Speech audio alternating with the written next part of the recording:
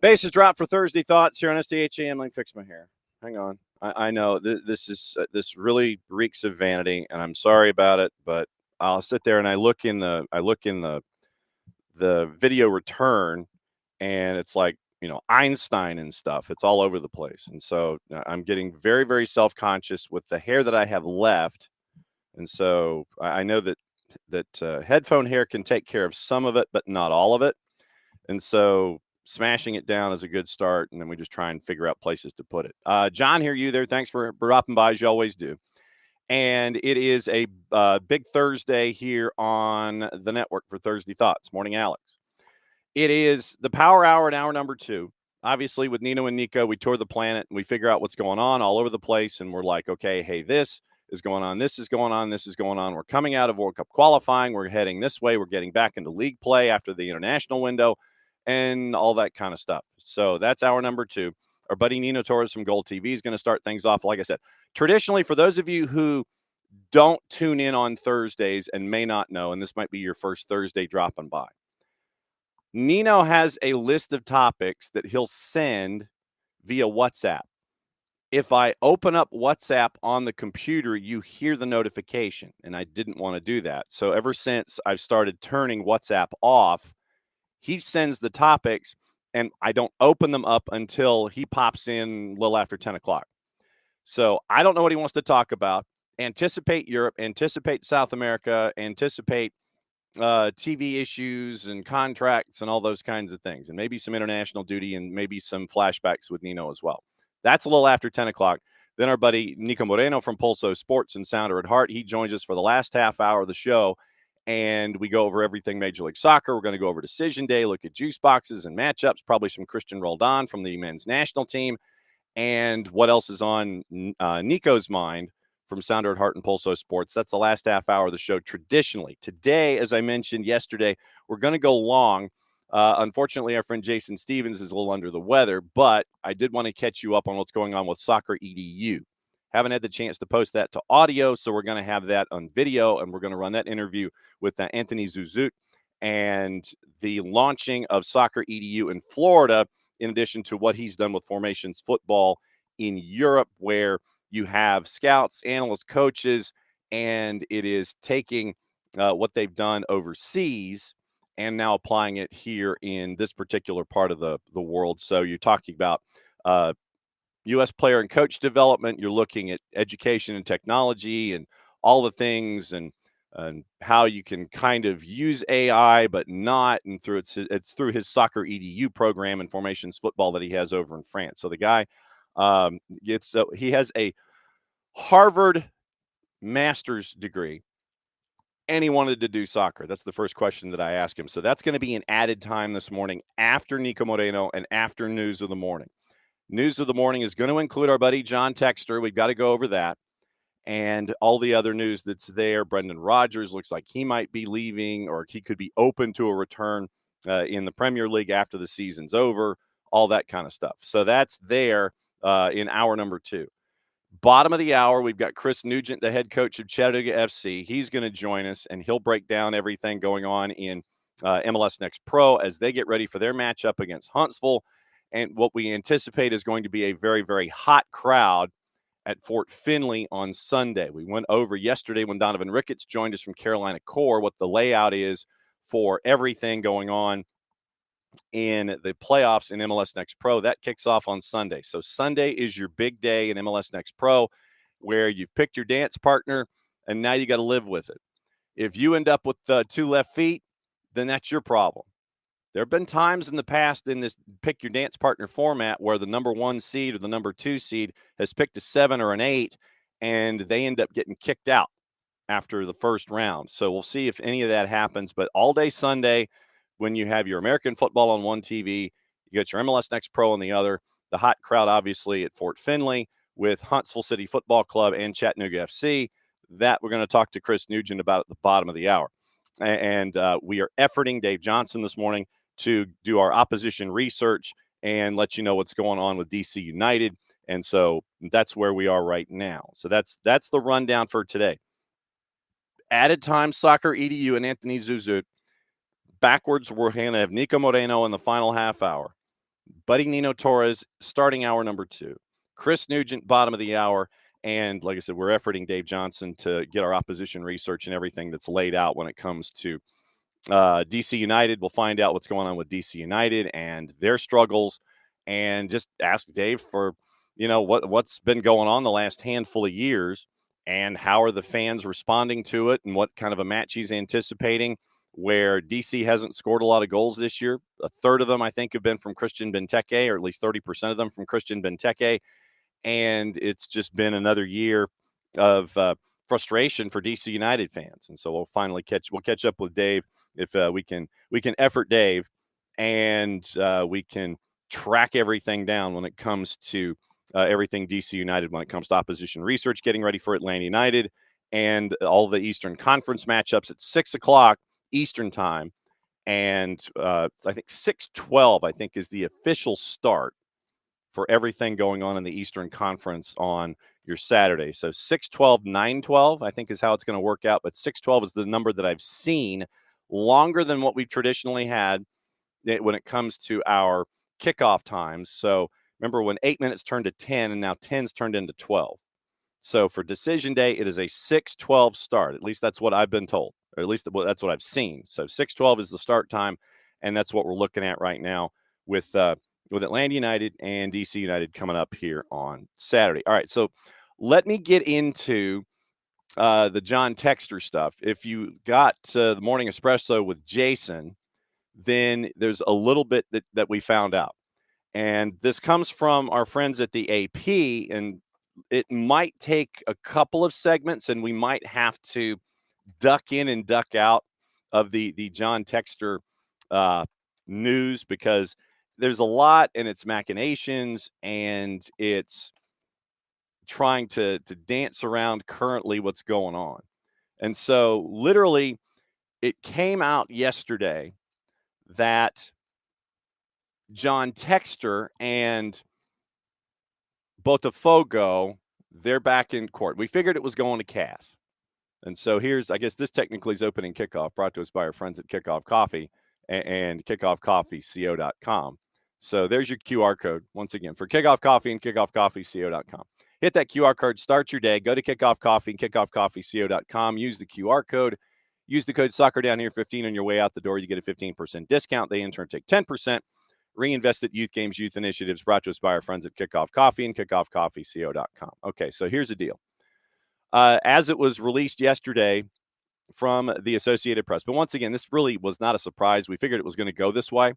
So Botafogo has now gone to the Court of Arbitration for Sport over the $21 million and the fee to Atlanta United. Nothing to mention of the sell-on fee to ATLUTD or anything like that. This is strictly the $21 million. They are challenging FIFA's order that they have to pay the full amount for signing Thiago Almada after the first 2 installments went unpaid last year. CAS said the hearing in Botafogo's appeal went ahead, no deadline given for a verdict in Lausanne. The FIFA published verdict of its own judge's ruling said Botafogo had asked, quote, for more time to sort it out, when Botafogo replied to MLS's first request for an overdue scheduled payment on behalf of Atlanta. Now we know that Thiago plays for Atletico Madrid. It's his 4th club, 2 owned by Texter in less than 13 months. So recapping, and this is from AP. Almada, a designated player on the Atlanta squad. So then it was a $21 million move to Botafogo in June of last year. After he plays for Argentina, then he was moved to Botafogo, helps them win Copa Libertadores. FIFA's verdict showed Botafogo was due to make $3 million payments to Atlanta in July and September towards settling the full amount by September of 2026. The first 2 payments were missed. MLS sends default notices to Texter's club. The $6 million, quote, indeed remained outstanding in February. FIFA's judge said in the ruling, which imposed a heavier fine on Botafogo because of previous sanctions from FIFA. Quote, in this connection, the single judge highlighted that a repeated offense considered as an aggravated circumstance and lead to a more severe penalty, 150,000 fine, 25,000 legal cost. FIFA also set Texters Club a 45-day deadline to pay the debts or be banned from registering players. Sanction await the outcome of the CAS appeal. And so that's kind of where we are. We'll circle back to it as we go. But it is time to drift in with Maddie, and we'll see what Maddie's got on her mind this morning. She's getting ready for practice in the Children's Healthcare of Atlanta training ground, and then some guy's going to have a press conference. Some guy's having a press conference, I think, after practice. Maddie, how's the coffee? It's pretty great, actually. I made it this morning. I attempted a brown sugar shaken espresso. Mm-hmm. I don't think I put enough cinnamon in it. Okay. So it's more just brown sugar, which right. Is okay. It's good. Right. But, it's definitely one of those where I'm like, I could add a little bit more. But it's espresso and milk. You can't really go wrong, so. Yes. This here yeah. Go ahead and put that there. We've got Chris Nugent coming up at the bottom of the hour. We are efforting Dave Johnson, the play-by-play voice of DC United, coming up. So we may end up with an odd man rush if Dave joins us here. You're good. If I need to be quick and get out of here, I'm waiting for our boss and Mr. Longshore to arrive, so that way we can go film content. So yes. Well, and I mean, this is a big day. I mean, it is. It is. Brad's press conference is coming up at noon or 12:30, and lunchtime. So let's just say lunchtime. And what are you anticipating in that press conference with Brad Guzan? Yeah, it's one where I woke up this morning and honestly I don't know, because it's one for me where I mean, we've already talked about I think our feelings and everything about it, and just how it's bittersweet because you almost don't want it to end, but that hey, everyone has to have this time, everyone's time, it eventually goes. There's going to be a time where me and you end up deciding to hang up our little headset. I don't know, that not anytime soon, but bite your tongue. But it's one of those things where I think for Brad today, I think it's going to be a lot of looking back and a lot of fond memories, a lot of nostalgia. I would anticipate there's going to be a good amount of people here to be a part of it, to hear it, and to get to hear from Brad, especially right before this matchup on Saturday. I don't know. That's going to be one of the questions I definitely want to ask him in this press conference, is just, what are the emotions you're feeling, and, what is your fondest memory of being here with Atlanta, and, just everything in that sort of nature, because I feel like everyone's going to ask that question. Someone's going to, which they might make my job easier for me, which honestly, hey, you know what? Works for me. But no, it's one where it's definitely going to be one where, yeah, it's going to be an interesting one. I don't know if I might be leaving there with a little teary-eyed, but if I am, no one pay attention to it. It's fine. Yeah. Pay no attention to the dust and the sand in the room, obviously. Yes. I mean, I would like to know what he remembers about his first day on campus. Yeah. What is this first day with the group, first day at Bobby Dodd, first day at Mercedes-Benz Stadium, I think definitely those are the ones that I definitely will be asking, because it's just so weird. I mean, I talked about it when me and Jason hopped on. It's really bizarre because Anne, as someone who has watched this club for so long and been a part of it, I sit there and I'm like Atlanta United, it's so weird that we're going to be talking about this club without Brad. It's so weird, and it's bizarre. As a fan, you would always see Brad, always. It didn't matter if he had a ruptured Achilles, he was always around. It's he was always there, and it's the same thing as well. I don't know. It's going to be really weird. It's going to be really weird. That's for sure. Definitely. And there are a couple of other pieces that you and Jason are working on. There's one with newly signed, newly minted keeper John O'Ransom, and also Juan Baracol. So those elements are coming down the pipeline. We've seen some sound bites that have been attached to those two. Looking at those two pieces with Jono and Juan Baracol, what sticks out without giving everything away? What sticks out in those two conversations? Yeah, with Jono, I'll go ahead and start with him because that was the first interview we did. Jono, I think he's such a personality. I think that's one thing to know. I thought it was really cool when I asked him, who were some of the keepers and some of the players he looked up to, and when he said Brad, I think it. And I hate to bring it back to us talking about Brad, but it is a day about Brad. So I mean, Mhm. I'm gonna do it anyway because you know what, I can. Yes, that But is true. it's one of those where when he said he was like, yeah, Brad, Brad Brad's the person that I look up to, and I thought it was really cool. He said in our interview, he was like, he went on a conference call with like a couple of us young keepers and said, I want one of you guys to take my place. And like that is a really cool thing. Like it's a really cool thing to have, the Brad Guzan, 21 years of experience, the most insane shot stopper. I mean, I've in especially the Messi's Uh, foe.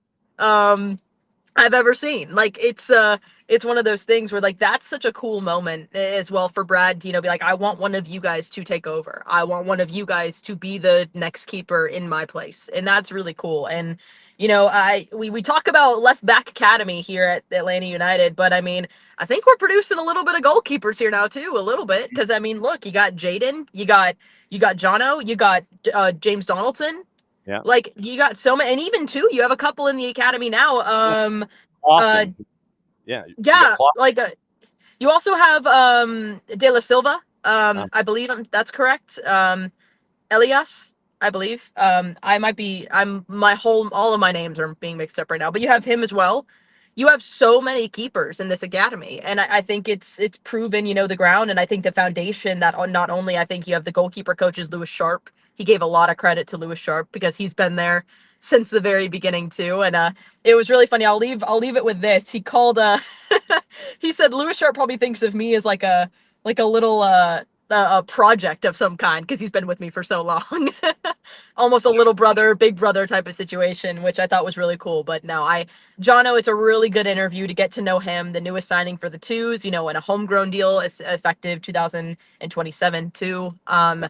He's one to watch because he's going to be a really solid keeper. And I think back to, the all the calls that we had too, especially with Jono this season for Atlanta United, like Atlanta United too, the shot stopper that he has is insane. hmm Absolutely insane. So I'm really looking forward to seeing him progress. And then for Juan Berrocal, I mean, it was really cool getting to sit down with him and chat with him because, he came in at a weird time, so like things we were still going forward in the season. It was all chaotic at times, especially with like makeup games, not makeup games, trying to do games. And so getting the chance to sit down with him and actually talk to him, get to know him, really cool guy. I mean, a really, really cool guy. Gave him some Spanish recommendations for some spots in Atlanta. There's not a lot, so maybe someone needs to invest in maybe doing a little bit more. But I believe, and I could be wrong, Jason's the master at this, but I believe one of them was Barcelona. That was one that was given. Also got the chance to ask Juan and Jono both collectively. It's a question I've loved asking players, and I ask it in my interviews for college. I've asked it for professional, everything else. If you're doing a five-a-side game, you're in the team. Who are the four other players you're picking to play with you? there you go. I will say Juan's was pretty solid. I'm not gonna lie. So was Jono's. Jono's was pretty good too, but like it was pretty fun. So it's definitely one to definitely tune into, and it was really cool getting the chance to chat with both of them. Hey, did you know that SDH has a beer? No, actually, wild, around the corner from everywhere. Yes, around the corner lager. It is being rolled out in a NoFo tap takeover on Sunday at the Brew House. And if you have not seen I'll go ahead and call it the commercial, the promo tease. There are a couple of familiar faces in that promo tease. Well, and okay, so look, hey, you and Sophia Cupertino were in the promo tease for the Around the Corner We lager. were.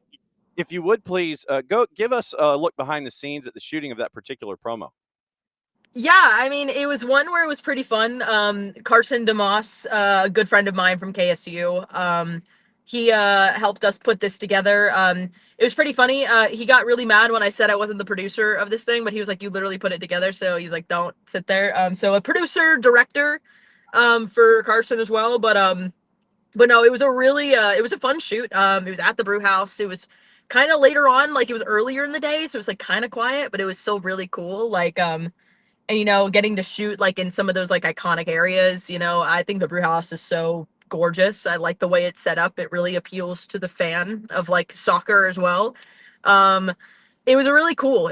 Got a lot of fun faces, some friends in the network. You also might see a little familiar face in a Mr. Bart. He did appear as well. So yeah, a little friend of the network. He's also a part of it. But it was so much fun getting to sit there and enjoy it, be a part of it, and get to really experience that one. That was just fun. It was just a fun day. I didn't drink any big beers. I maybe had 3 sips because I Well, wasn't feeling it. on So camera, it appears, Miss Madison Cruz, that you did take a sip of a I beer. know it made me look like a little bit like I was like chugging. I was not. I promise, guys. I was handed a beer as a prop, and that's what happened. Okay. um, no, but it was a ton of fun. I really enjoyed it. Yeah, it was a really really fun. It was a great time. I really enjoyed it, and yeah, and there might be an extended version coming out really soon. Okay, so behind the scenes stuff involving the Around the Corner Lager, which is being trotted out at the Brew House on Sunday. We'll be there in various forms for Liverpool and Manchester United. 11:30 is that kick. Probably be there a little early. I know Jason will probably be there early. I'll be there just a little early as well, just to kind of see the rollout and see what people think. Yeah, Because there's I always I that. will I will unfortunately be watching from afar because I There's will be at Clayton State calling a match yeah, around the corner but from everywhere. yes, and that's part of the deal where it's you always have that moment of apprehension about it's like, well, what do people think? They order it and then Yeah, it's like, well, what do they think about it? There's always that that part of I it that's attached. really want to try it, and it might be one of those where like maybe like I managed to sneak up to because I'm going home this weekend for a little bit. Maybe I like sneak up to Nofo coming on my way somewhere, and maybe I sneak a little taste maybe. Okay, there you go. That sounds like a plan. All right, you're getting ready for a very, very busy day at the Children's Healthcare of Atlanta Training Ground. I know that you and Jason will have stuff all morning and all afternoon long about practice and pressers and Brad and everything. And so it's a very, very busy day. Enjoy your coffee. And I hope you have learned from your experience in making the coffee I about have. what you need to add. You got your mixes and everything. And so just Yes. it is a day of learning, and especially when we're all incoherent very early in the morning trying to piece things together to start our day. Yes. Have a Absolutely. have a fantastic information gathering day up there at the Children's Healthcare of Atlanta Training Ground. It's going to be a very, very busy day, an important day for a bunch of different reasons. So, as always, Maddie, be good, and we'll catch up soon. Bye, y'all. See y'all later. There goes Maddie. Maddie is up at the Children's Healthcare of Atlanta Training Ground. Obviously, like I said, practice is getting ready in the next little bit. And then the press conference for Brad Guzan is going to be after lunch. And so we'll catch up with them all day long. And obviously, social media, you'll have all the reports and things and anything happening with the Brad Guzan presser.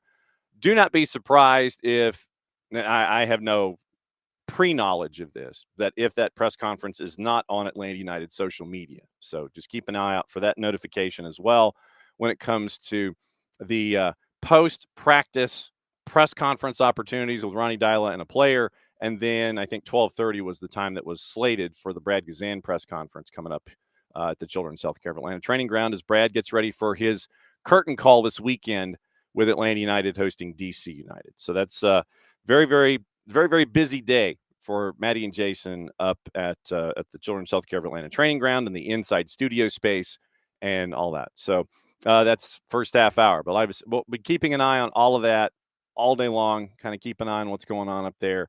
And obviously what Brad has to say in his press conference will obviously let you know about all those kinds of things as the day goes on here. All right, so it is 1/2 hour down. Once again, remember Chris Nugent coming up here in just a sec to talk about CFC, Chattanooga FC, as they get ready for their playoff game against Huntsville City Football Club at Fort Finley in round number 1 of the MLS Next Pro playoffs, 4 versus 5 in the Eastern Conference.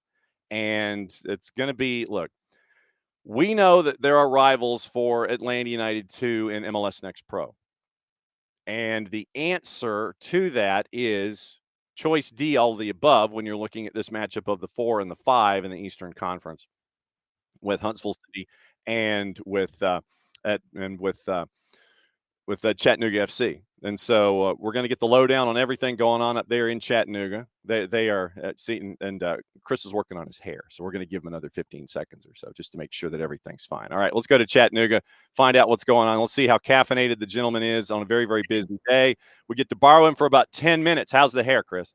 Hair and makeup didn't show up this morning, so you've got what you've got. Hopefully you've got a filter or some AI that can help out. Yeah, and it's helping me out too. Trust me, brother. I know exactly what you're talking about.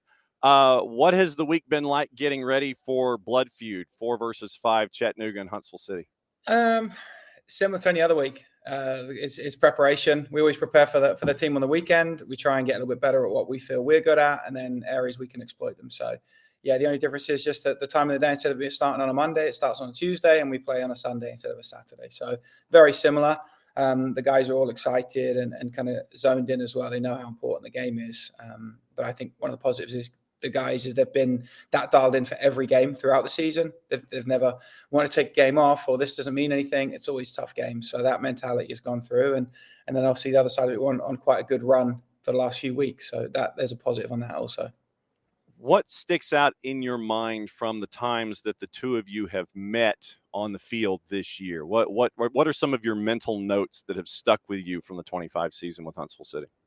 Obviously, they're a very good team. I think they're one of the strongest teams in the league. I think the 5th seed isn't probably an accurate ranking in my book, I guess. I know I didn't get to play everybody as many times.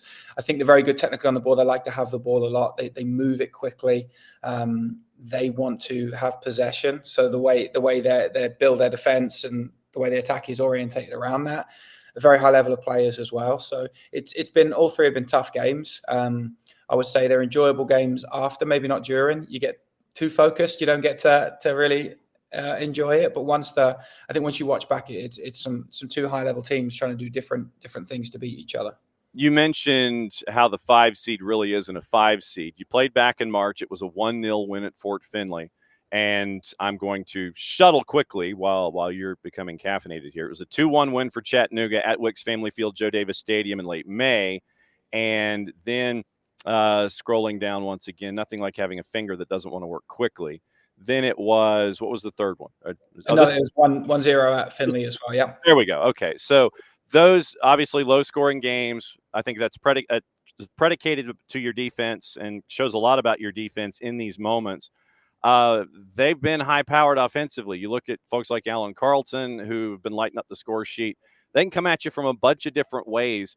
How do you try and keep an eye on all those different folks that can put it in the back of the net for Huntsville and still being true to yourself defensively, where you're not getting locked up in a 2v1 where, okay, positional gravity, you go gravitate that way. That means somebody's open. How do you stay within yourself knowing they have all of these weapons? I mean, that's pretty standard for the league. Everyone's got very good players all over. So, and especially that's football these days now. You can't get away with leaving players too far free. So it doesn't really change. Obviously, you make some adjustments based on the individual qualities of those players, what certain guys like to do. All players are different. So Huntsville have got certain guys that like to do certain things. So you prepare for that. And then they've got other players who like to do other things. So I think it's being prepared for those individual qualities while sticking to our team principles of what we're trying to do. We know that they can score goals. We've seen that all season. They're very difficult to score against as well. They've got a great defensive record. So just trying to identify some of those areas where maybe we can get an advantage on our defensive side and then on the attacking side, and that allows us to get a goal. Dave Johnson, Joyce, the voice of DC United, going to be hanging out with us in about 5 minutes. Looking forward to that and catching up with him. You mentioned MLS Next Pro on the whole in the Eastern Conference. How tough is that Eastern Conference? What was it like for you to navigate all of this madness and get to the other side? How tough was it? You mentioned the 5's not a typical 5. How was it in the Eastern Conference this year with everyone being as competitive as they are? Yeah, it was very tough. I think it's a solidly conference all the way throughout. We got a bit more experience with the South Conference, obviously, by playing everybody 3 times. The level of players is high. The level of coaching is high. There's no easy games. There's not one game this year where we felt we could take our foot off the gas, or we could make it make it a little bit of an easier game. So it was always every team can hurt you. There's individual quality, going up and down from the academy and then up and down from the first team as well. So you always had to be switched on, which is the same as playoffs. And you always have to be prepared for high-level players to hurt you. And I think we've shown we fit into that as well. We can be, while maybe we don't have the movement up and down from an academy and a first team, our players can execute under pressure and they can execute in those important moments and come up with big plays, whether it's in goal or on the front line or whether it's set piece. We can be quite effective and dangerous there.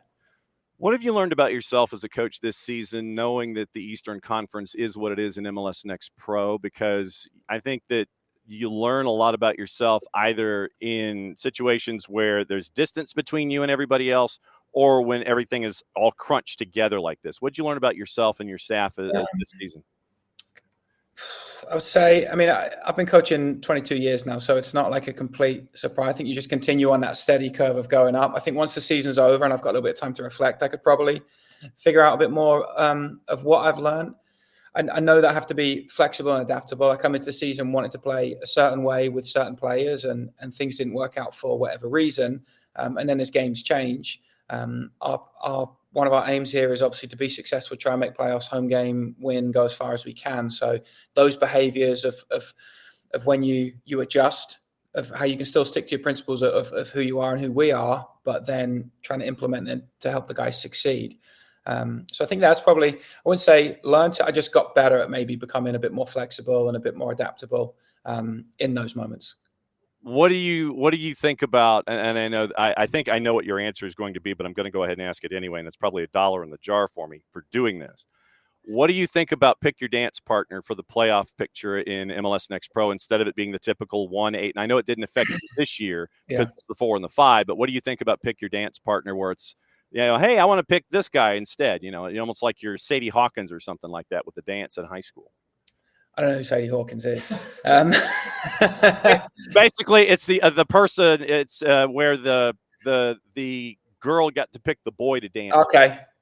Yeah, I wasn't going to pick that either. So I quite like it. I think in a league like this where it's not quite balanced, like I said, we've played the Southeast teams 3 times. We've only played some of the Northeast teams once, sometimes twice.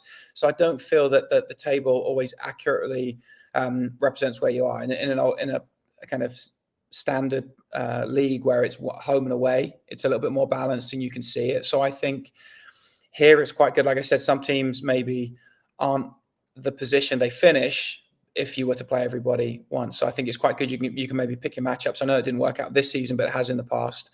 So I think in those leagues where like a World Cup format or a Champions League format or a Next Pro format, it does bring some excitement, I think, for the fans. It does help you maybe pick what you feel a path can be for it. So it's good and bad. I think sometimes the old-fashioned part of me would like to just say 1 plays 8 and do it that way. But like football's evolving, the world evolves, so why not embrace it? All right. So how do you keep folks like us and the noise from folks like us away from the players so they can focus on what's going on? Or do you just sit there and go, yeah, I know folks are going to be asking questions of me and my players all week long? How do you help tune out the noise and get focused for a matchup like that? It's just part of it. I think at this level for the guys as well, you get the good and the bad on social media. I think it's really cool to have people like you interested in talking to us. That's a huge factor for players. If you look at the highest levels where we all want to be, they are getting this nonstop every day. I was chatting with Hayes before, this is a slow week probably for someone in the Premier League. So you learn to deal with the noise that's good. I think you're never really as good as everyone says you are. You're never as bad as everyone says you are, and you're somewhere in the middle. So I think that's just part of it. And for guys to get to this level, they've done it through the academies, they've done it through college, they've done it through other pro teams. So it's just part of it. So I think being professional, focusing on the task at hand and enjoying the moment. I would say that all throughout the year, enjoy the build up, enjoy the travel, enjoy all the stuff we're doing, because we know it doesn't last forever in this game. So enjoy it, embrace it, and how you can help use it to push you to the next level. We are out before 9:40, as promised. 9 minutes and something change. Chris, thanks for dropping by in a very, very busy week. We'll keep an eye on Blood Feud this weekend in the 4 and the 5 in the Eastern Conference MLS Next Pro. Don't be a stranger. We'll catch up soon. Thank you. I appreciate it. Good chatting again. Bye. All right. There's Chris. All right. So this is a treat. And I picked my T-shirt on purpose. For those of us that get to keep an eye on everyone and voices of the game and things like that, when we have the opportunity, when we knock on somebody's door and can bring them in to talk about stuff, you have to do it. And so we go to DC, catch up with Dave Johnson. One of the, Dave, first off, how long do I have you, first and foremost? As long as you want, because I apologize. I'm running late this morning. I'm in Detroit. The confluence of my seasons have started, the Wizards basketball. So I sincerely apologize. And believe me, if I could turn my screensaver on my phone, I could show you my Diplomats logo on my phone. So that means so much to me, because the reason we're having this discussion is that there was a North American Soccer League. Sometimes the North American Soccer League is viewed as, oh, that was that Pele league. And yes, Pele was in that league, but it was not just Pele. It really gave us soccer in this country. And my first partner on broadcast in DC United, a guy named Gordon Bradley, who helped found the New York Cosmos, the famed Cosmos, was a guy who stayed in this country in 1969 when they were down to 5 teams. People were going back to wherever they came from, because soccer had initially failed as a pro league here. But all these people that stayed, they started soccer camps. They literally were the evangelists, if you will, that took soccer to the neighborhoods. And it's the whole reason we have soccer moms. And it's the whole. I think about John Harkes and all those people that grew up with the Cosmos. Paul Caligiuri, who scored the goal that qualified us for the 1990 World Cup, grew up going to California Surf games. And that still pains me that the California Surf, one of the great sports names ever, is not used. But the Diplomats had Johan Cruyff, which, that's really what, that was the end. Once I was a Diplomats fan before, but then I was a soccer fan, and it never stopped. All right. So full disclosure. Yes, I did wear this on purpose, knowing that you were going to be on the show this morning. First ever game I saw was in the North American Soccer League, California Surf, Washington Diplomats at the old Anaheim Stadium. Yep. And so for me, it was Bill Irwin in net for the Dips and Bob Rigby in net for the Surf. That's how far back it goes for me. Yeah. Wow. Well, yeah, I'm right there with you. And I was probably watching. It was funny. There were not many games that were televised back then locally. But for some reason, I think now that I look back, as I understand broadcasting, we had a lot of West Coast games. I say a lot televised. And I think it was probably because they came on at 11:30 at night, so they could get the airtime. Yes. So I still remember watching, believe it or not, maybe it was that game you were talking about, a Diplomats game. It was in obviously the summer. I remember at the beach with my friend, and I was so excited. We'll stay up late on Channel 5 in Washington, D.C., the independent station, and watch the Diplomats in California Surf. And I still remember my friend saying to me, "Hey, there's nobody there." He was talking about Anaheim Stadium, but because there was that one side that I think there was the outfield or something that was totally empty. I mean, the Surf didn't draw big crowds, but it was a huge stadium. They went up the third baseline. Right. And that was how it was. So it's kind of like, for those that know today Major League Soccer, think Yankee Stadium, but obviously larger. Goal was first base dugout. They go up the third baseline and work their way out to left field in Anaheim. And so they were toward that short porch in left field as they were working their way that way as you were looking at it on television. That was the layout that I remember at the Big A. Yeah. Oh, man. Yeah, Paul Caligiuri was at some of those games, and he got us to the World Cup in 1990. Yeah, see, you're having you on is both doubly informational and dangerous, because I know that you and I can go down a bunch of different rabbit holes. I want to keep you for about another 15 minutes. Take you to the top of the hour. Is that okay? Perfect. Again, I apologize for being late. No, it's all good. No, it's that's why I gave you the 2 time slots, because of the meat and the sandwich with Chris Nugent in Chattanooga. Okay. You went into it a little bit about the history of soccer there in DC. What have the fans been like the last handful of years with the frustrations on the field with DC United? What has the fan vibe been like? It seems like they still there. There's the core that supports, but what has the overall fan vibe been like the last couple of years where DC hasn't made it to the postseason? Well, it's difficult because there's no way to sugarcoat it, and that's why and I think the ownership obviously realizes that. That's why they made changes. Did not waste time as things were not going well this season. With Troy Lesane and Ali Mackay. I mean, that's dramatic when you not only fire your coach but also fire your sporting director or general manager. And I think there was belief that maybe they were onto something last year because they almost made the playoffs. They lost on goal difference, a playoff spot. And again, part of the frustration for the fans is as we know, it's not a Herculean accomplishment to just make the playoffs in Major League Soccer. There's plenty of gateways to entry. So they go into this year. They actually start 4 games unbeaten, and you're thinking, well, maybe.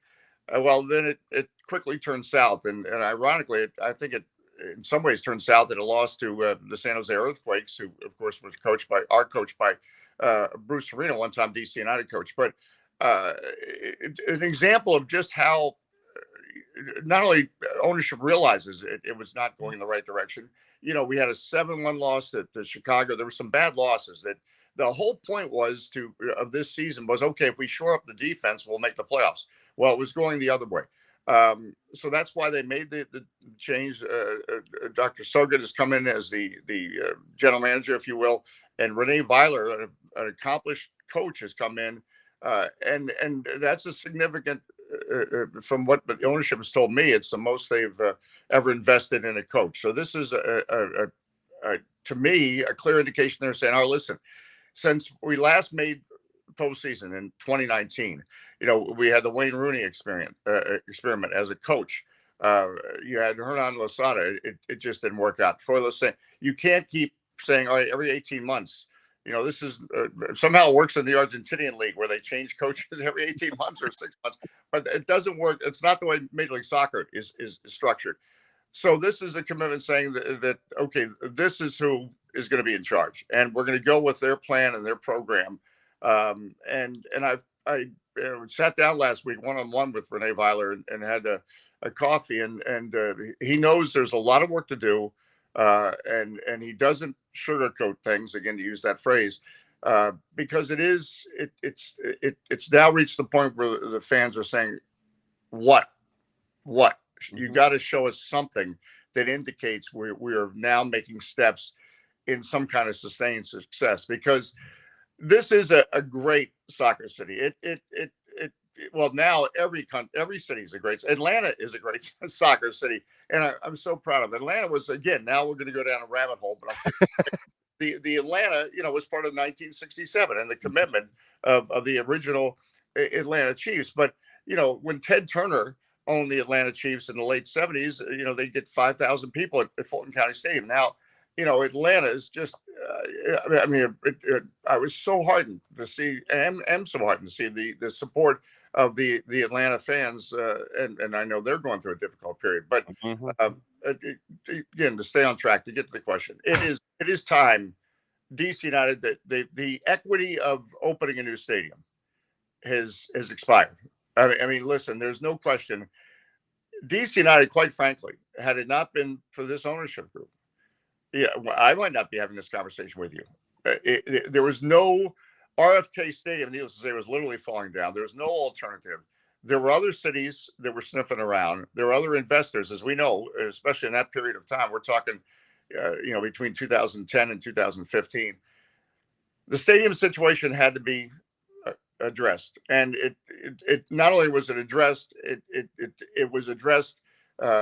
While there certainly can be improvements to the stadium, the location is an amazing location. It's where the Potomac and Anacostia rivers come together. It's part of the hottest neighborhood in the city, near the baseball stadium. So that was addressed.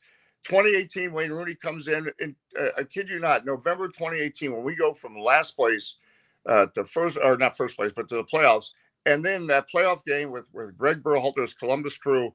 You could not get a seat. I don't want to say that DC United was the hottest team in town, but they were hot. Everyone was talking about DC United. And then unfortunately, Wayne Rooney left after 2019, and it's not been the same since. And that's I think the sword that we're dealing with today, because traditionally front offices and ownership groups, they're patient when it comes to letting things develop and understanding, okay, we've got to fix things, but we know it's a progression.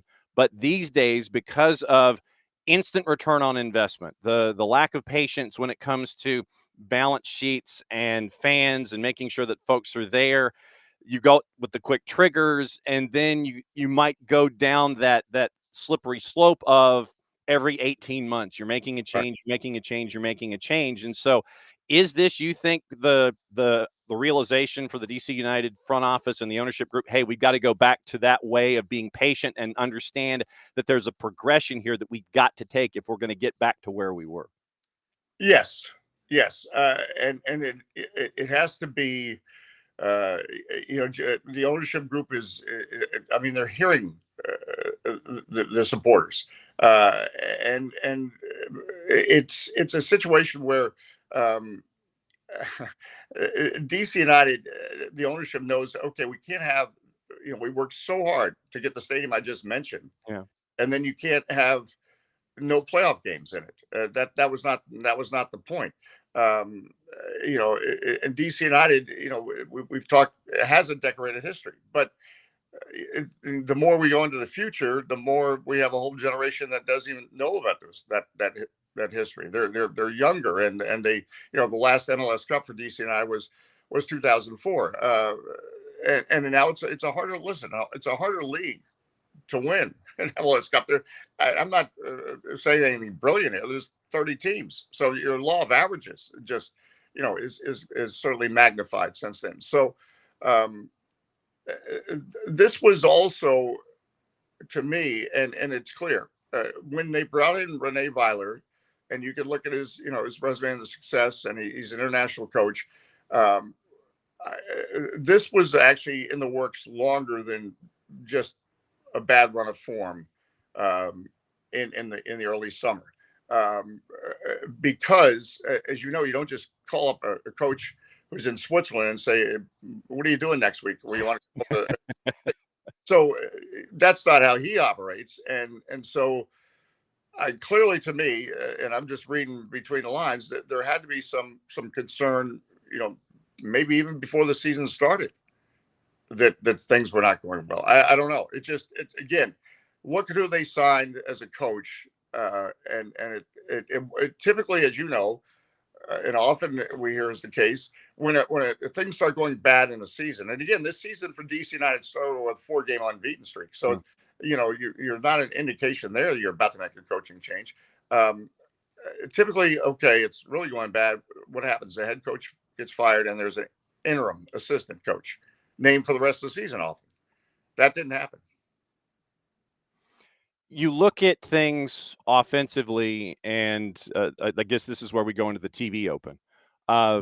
Offensively for DC United, half of the goals have been scored by Christian Benteke, and everybody knows what he brings to the table and how much of a problem he is basically one of those power forwards. Gabe Pirani is second with 6, and that's 15 of your 29. Who else, say on decision day, for DC United to be successful, outside of those folks that are in the players to watch and the spot shadow, who else needs to be successful for DC United to get a positive result to end 2025 on the best note possible, you think? Well, Jackson Hopkins is a homegrown player that and he's somebody that Rene Weiler has identified as this is a young player that has a bright future, and he's been sidelined by injuries, and it's interesting. Jackson Hopkins was even a player identified by Wayne Rooney as well. This is a young player that he believes has a bright future. He's dealt with a couple injury situations this year at the start of the season, so that was what derailed his even debut. But when he came back, Bruce Murray, who is my color commentator, one-time all-time leading scorer of the U.S. national team, one-time member of the Atlanta Ruckus of Atlanta fame, and I called games in a stadium in Atlanta that boy, with the stone steps and the stone press. Adams Stadium in Northeast Atlanta, brother. Right. And in July day, when we're wearing coat and tie, and it's 100 degrees, I felt like I was at California Pizza Kitchen oven.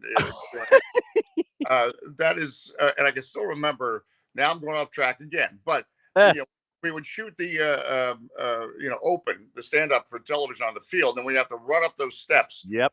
And in 100-degree weather, and by the time I got up to the broadcast booth, I couldn't breathe. But anyway, Jackson Hopkins. Let me get back on Jackson Hopkins. Sure. Yeah. You're the viewers to this are going to have this Johnson guy sobriety tested. You and me both. It's a Friday, man.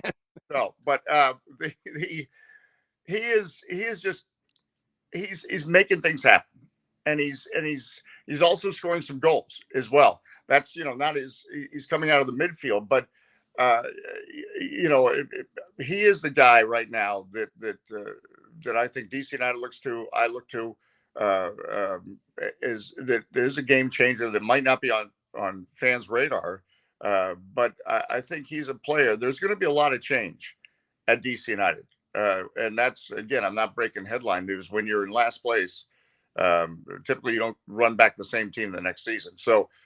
But he's going to be a young player that's part of the future. But again, that's a young player. This team, obviously needs the leadership of somebody like a Christian Benteke or as I was talking to Renee Weiler, it's important that you get players of certain quality in certain positions or in positions, all positions for that matter, because then it rises the level of players around them rises. And so that's, also what's going to be part of DC United going forward. But on Saturday is the immediate going forward, and Jackson Hopkins is the guy to look for. Then 2 red cards against Charlotte, which means no Barraza in net, no Herrera in the attack. How do you anticipate the lineup is altered going into this matchup with Atlanta United? Well, that's a good question. I mean, because he's looking at, he wants to see players. He started Jordan Farr in goal. Was not, I don't think he did Jordan Farr any favors starting against Philadelphia. But what I'm saying is he's looked at certain players. I would think Kim Jun Hung would be in goal. So for DC United. And, I think, there won't be a lot of adjustments from the way they played. I mean, you're gonna have Benteke, you're gonna have Pirani, running the show. And again, Pirani's a guy that I think we've just scratched the surface with, or at least you hope you've just scratched the surface with. He's a talented Brazilian. I remember when he came in this league, Bruce Marino. I thought, wow, how do we end up getting him? And then not to be critical, but the longer he plays, you realize, okay, he's still got some why he's here and not starring in someplace else is, he's got some finishing skills to work on, which he's doing. As you mentioned, his goal scoring's come up. He comes in and makes a difference in the game. So, it's a DC United team that 4 games unbeaten at one point under Renee Weiler, but he was also direct after the 6-0 loss to Philadelphia. He said that's often looking at the gap between number 1 and number 15, and that was a cruel wake up call. But even against down to 9 men, which was crazy in the first half, they almost could have gotten a 1-1 draw of Charlotte. So they've been more competitive against Renee Weiler as head coach. So I think they're going to continue to be more compact defensively. They're going to be hard to break down. And then, anytime you have a Christian Benteke, I know he's not had the Golden Boot year he had last year, but, that gives you a chance. Cut the promo for me, if you would, for folks that want to listen to you and the DC United side of things and how they can listen to you all season long, sir. Well, on DC United Soccer, we are your home iHeartRadio. It's the iHeartRadio app. One of the few things that's free in this country. You download it, you listen. Dave Johnson, Bruce Murray, U.S. Soccer Hall of Famer. We have a lot of fun. We interact with all of our listeners. We get your names and addresses because we want to send you Christmas gifts. At Dave J Sports, if you want to connect on social media. And we just have a fun time. And again, I'm looking forward to. I want to see a good crowd continue in Atlanta. I've made some great friends with from some Atlanta United supporters that are part of the Fulham in the South group, which they support Fulham. But I just again, as somebody like you who wears a Diplomat shirt, and I've got to go out and buy that shirt now, is when I see passion and heart for our game there where we once didn't have in this country. I just love it. And even when fans are unhappy like ours are right now, apathy is the worst thing, and we don't have that. You now have the keys to the kingdom. You have the garage door opener. You know where we hide everything under the mat. So anytime you want to come in, vent your spleen, talk about things, whatever, talk about the Wizards, talk about whatever, you can come in and crash at any time. It was great to see you. Thanks for coming in. Travel safely and enjoy the NBA today. And then you've got soccer on the weekend. As always, Dave, good to see you, my friend. Don't be a stranger. I appreciate it so much. Thank you so much. There goes Dave Johnson. An Adams Stadium reference from Dave Johnson.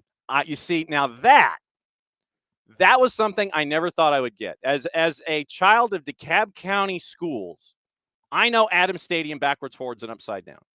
And he mentions Bruce Murray, and he mentions the Ruckus. We know all about that. I have a Ruckus T-shirt buried someplace, and I think you can get a Ruckus T-shirt on our website in our shop section because Jason has kind of retrified it and done everything. So we may need to see Dave. We may need to send Dave a Ruckus T-shirt. We may need to do that. But that was Dave Johnson. I know that if I'd used the word legend, he probably was going to sit there and go, nope, I'm not a legend. But Dave Johnson, a legend in the business and one of the true voices of soccer, one of the true voices in the D.C. area, and it was great to catch up with him and be able to track him down because he is in his confluence, as he said. He is in his confluence of schedules where it is basketball with the Washington Wizards and it is D.C. United. And so literally he's working off the 4 schedules too. And that's where we are with Dave. So yeah, I got to send Dave a Ruckus T-shirt, or at least send one to him and one to Bruce Murray. But yes, an Adams Stadium reference on a Friday. That is crazy. That is nuts. I never thought that we would get an Adams Stadium reference in this show, short of me doing it, obviously. But Dave Johnson giving us an Adams Stadium reference, an Atlanta Ruckus reference, and breaking everything down with DC United as they come in. So that was our opposition research on the day with Dave, and breaking everything down with DCU as they get ready for everything going on this weekend in Major League Soccer. There was one thing that I forgot to do since this is since this is a Freestyle Friday and we're all crazy and nuts around here anyway. So since it is the beginning of hour number 2, I'm just going to go ahead and do this anyway. It's a Friday. What does it matter? We're getting ready for decision day. So here we go.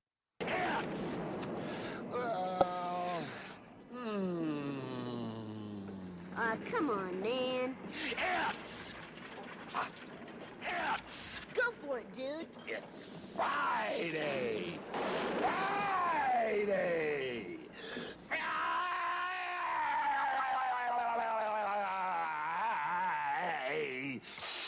Day. Even though it's not, it feels like it. It's a Thursday. I figured I'd run it today and tomorrow, considering how crazy it is. So, Chris Nugent, Chattanooga FC, and Maddie and Dave Johnson in hour number 1. Hour number 2 is our buddy Nino Torres, and it is Niko Moreno joining us here in the second hour. And then once again, we're going to wrap up. We're going to go long, and we're going to catch up with an interview that we did with Anthony Zuzut, who with his 15 years of plus starting Formations Football, the leading online hub in Europe for scouts, analysts, and coaches. He's done the U.S. version at Soccer EDU. So we're going to find out more about Soccer EDU with Anthony Zuzut, and we taped that interview earlier, and we're going to run that after Niko Moreno and after the AM news. So yes, we're going long this morning, and that's why. So it just felt like a Friday because, seriously, when, I ask you when. For those of you who are locals, I seriously, I'm stuck. Literally, and Alex, yeah, me running the Friday Open on a Thursday just because we're halfway there already. I rounded up. Alex said that's going to mess him up for the rest of the week. He's going to miss all of his meetings tomorrow, as you should. I mean, it's a Friday. You got to make sure that you miss all your meetings on a Friday. So, okay, it is hour number 2. And so let's see. So let me see if I can track down where we've been this morning already. So we go from the Children's Healthcare of Atlanta training ground to Chattanooga, Tennessee, to Detroit, and now we're going to Lima, Peru, because it's time to go fully loaded. I have not seen the list. I do not know what's on the list as we bring in our buddy Nino Torres to start hour number 2 on a Thursday. We are fully loaded. Yellow, yellow, yellow. Yellow, yellow, yellow. Soccer down here, fans. Nino Torres with you. Fully loaded, baby. Absolutely fully loaded for today's morning. Got my coffee today, so I'm ready. I know when I missed some my goodbyes, some more hellos, and everything else like I did last week. Hey, dude, it's all good, brother. It is a Thursday, and we are flying. You've got a lot of stuff going on. We're going to start in South America, then we'll work our way to the Women's Champions League, where there's a lot of horizon jobs. You got some real close games, and then you see the gulf in the sport with some of the others where there are a lot of wide margins. We'll get into Women's Champions League apparently with Nino Damas, and then you've got a kicker that we've got to get into here. But topic. I feel like I need like a reverb, kind of like in the old 80s and 90s in radio. Topic number 1.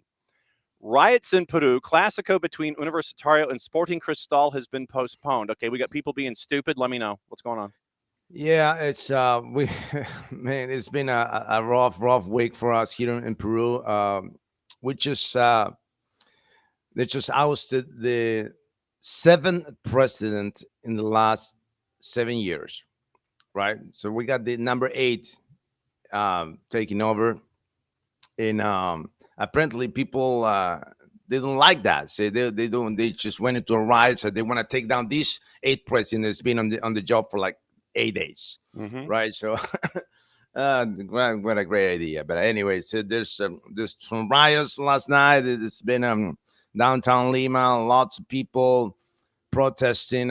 Initially it was a peaceful protest, but they didn't turn out into a not so much peaceful protest. And a few people died on the riots, but and because of that, the national police suspended the game between Sporting Cristal and Universitario Deportes, because the stadium is kind of the national stadium is like a couple of miles away from the Congress. So the riots were going towards the Congress, and they were like, yeah, the stadium is on the way. Yeah, you guys not playing. So they're gonna play that game now on the 29th of October, and you see that's another topic down there to talk about that. But yeah, it's been rough for us, brother. Here, it's been rough for us, man. And I ask this because of the safety issues. Is everyone in your circle okay? Are you keeping an eye on everybody? How is everyone? And I ask that from a safety perspective. Yes, as soon as we knew about the protests, everybody talked to each other, WhatsApp, calling everybody. Nobody leaves the house. You stay and watch it on TV, brother. Okay. And that's what we did, and that's what a lot of people did. They were like, not all the areas near downtown. Everybody, the streets were pretty much empty. Okay. They're just the protesters were there, but nobody else. Everybody was at home, brother. Everybody was at home. I said, you know me, I want to ask to make sure that everybody's okay. So that's first and foremost. Next topic. Uruguay TV rights update. 12 bidders? 12? There are 12 networks that are bidding. There are legitimately 12 networks that are bidding on this stuff. They are 12. We are not one of them. Maybe we should be 13. I don't know. And that's the thing. The Tenfield, which is our partner, are yet to sign for the bid. They're not on the list of bidders yet. I mean, the contract ends in December 30th. And Tenfield, which is our partner of GOLTV, they're not on the list of the 12 bidders, so they're now the number 13. And there's it's been meetings yesterday, and with the city council and with the Uruguayan National TV company, and there were all the bidders in there. I think it's how much is it? 184 million. Wow. 184 million. Wow. For a TV right. So they're gonna they see how they're gonna structure the contract, whether it's for 4 years or 5 years. But they're still debating that how long is going to be the contract. We don't know that yet. But our partners is not they're not listed on the bidders yet. So we'll see what happens. And I believe that they're gonna wait still. They have time until the what is this? Was the 16th, the 24th? Yeah, the 24th of October to sign as a bidder. So we'll see what happens, man. I'll keep you posted next week. I'm pretty sure we will have another more information about it next week, man. yeah. I figure if you're the rights holder that is there already, if you're the dude that's got the contract, I think what you're doing is you're probably waiting to see who's going to hang around. If you said there's 12 bids and the normal rights holder isn't a part of that, they're not 13 yet. My guess is that some folks are going to be looked at as either being serious or not so serious, and they're going to bail by the time you get to that deadline. And then the network that's got the rights already is just kind of looking at it and going, okay, yeah, we'll kind of wait, we'll see. All right. And so we're not dealing with 12, we might be dealing with 7. So I'm thinking there might be some folks that drift away, and then the network that has it jumps in and sits there and says, okay, this is the number, fine, we'll meet it. But I don't think you're going to have as many dance partners as you've had at like 12. I think they're going to lie in wait here for this week. That's my gut. Yeah, we'll see. We'll see what happens, brother. Hopefully, fingers crossed, because I mean, I love this league, man. It's just beautiful, man. So we'll see. Yep. So we'll keep an eye on that. So 3, the San Siro is the end of an era in soccer, and we've kind of been keeping an eye on this. And in Italy, the biggest thing that you've got to dance around when it comes to stadium construction and wanting to build a new barn is the fact that you probably can't dive 3 feet into the ground without hitting some kind of historic monument, artifact, thing like that. And so you've got to find space where you can build it. And in the San Siro's case, let me see if I've got this correct. You've got to start construction or renovation by a certain date, because after that date, then the historic impact kicks back in, and you can't do renovations. You can't start renovations past a certain point because of the historic nature of the San Siro itself. It's like, or you're stuck with the second deck or something. It's just this weird thing that you've got to get to digging soon, or you're not going to be able to do it to the extent that you want.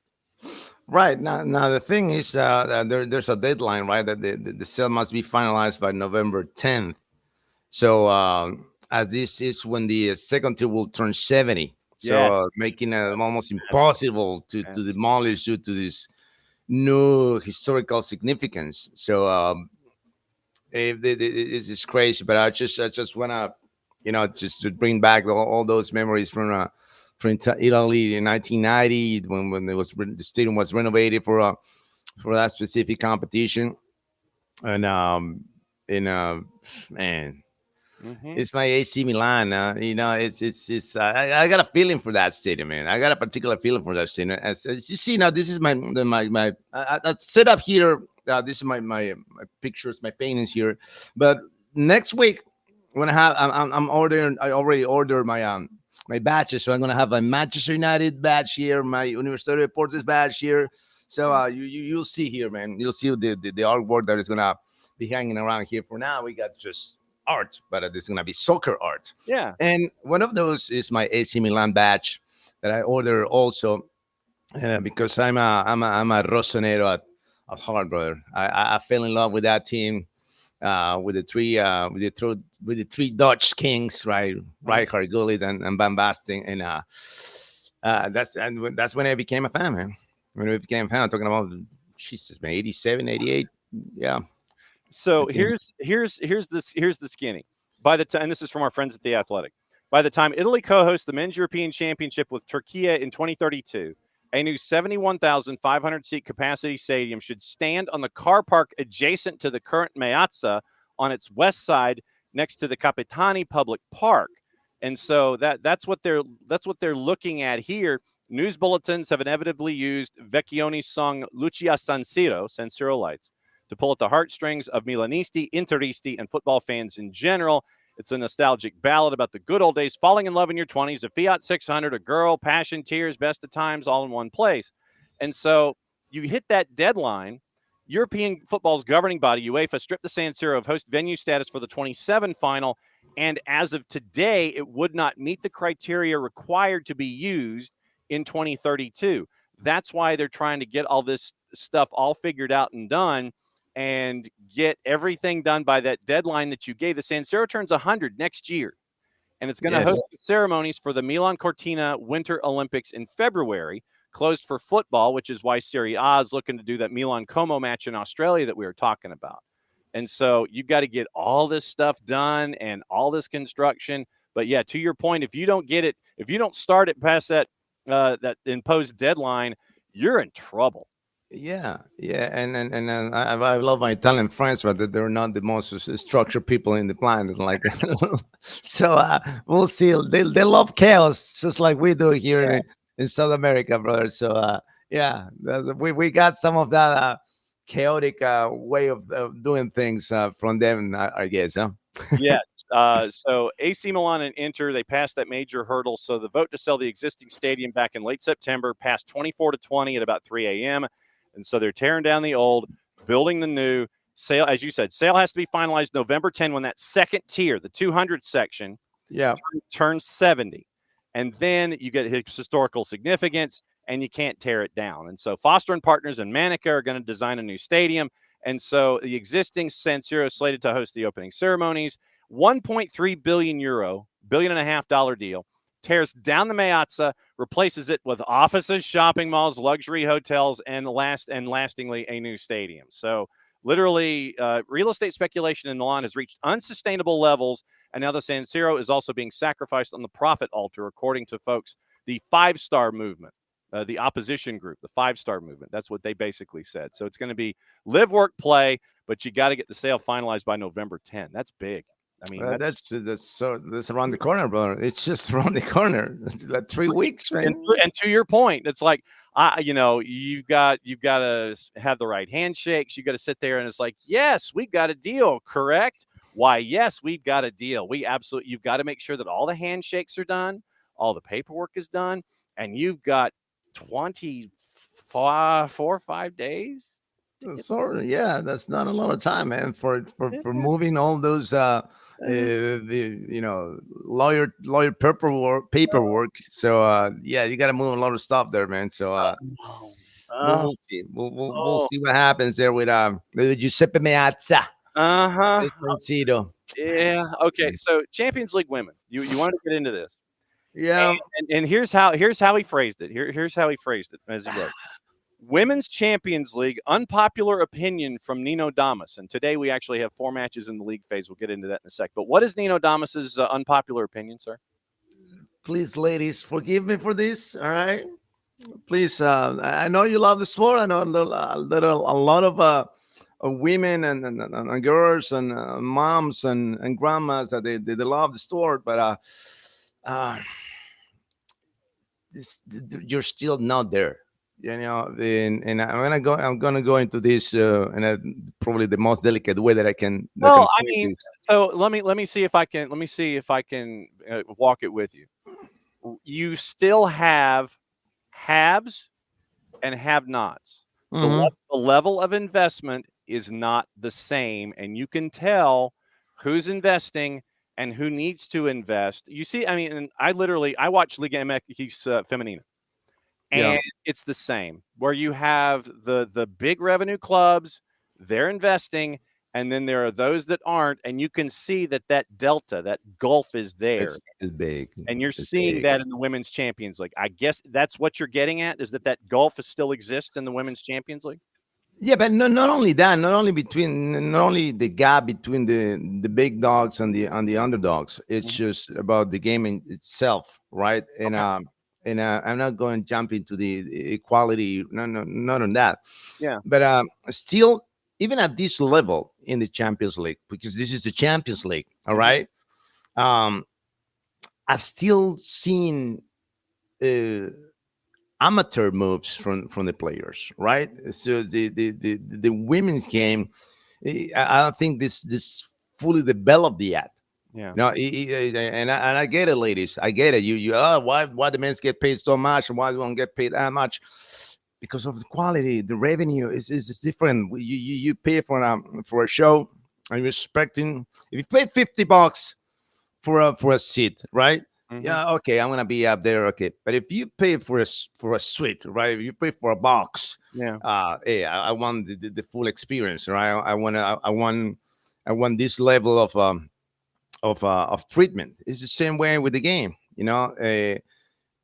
it's how do I say this? I see amateurism situations in the game yesterday from Barcelona. And I'm selling Alexa Putellas, which is the Ballon d'Or winner, but still when it comes to the defensive moves, why still look like the goalies are like 5'5"? They're not 5'5", but they look like if they were 5'5", and bumping into each other, like, this is the situations that you see at the high school level, okay, in the men's game.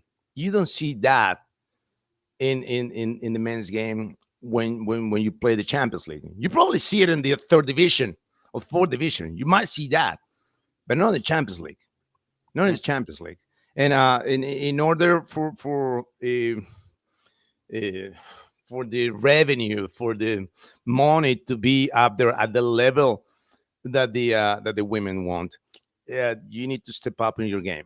You need to step up on your game because the quality is not there yet.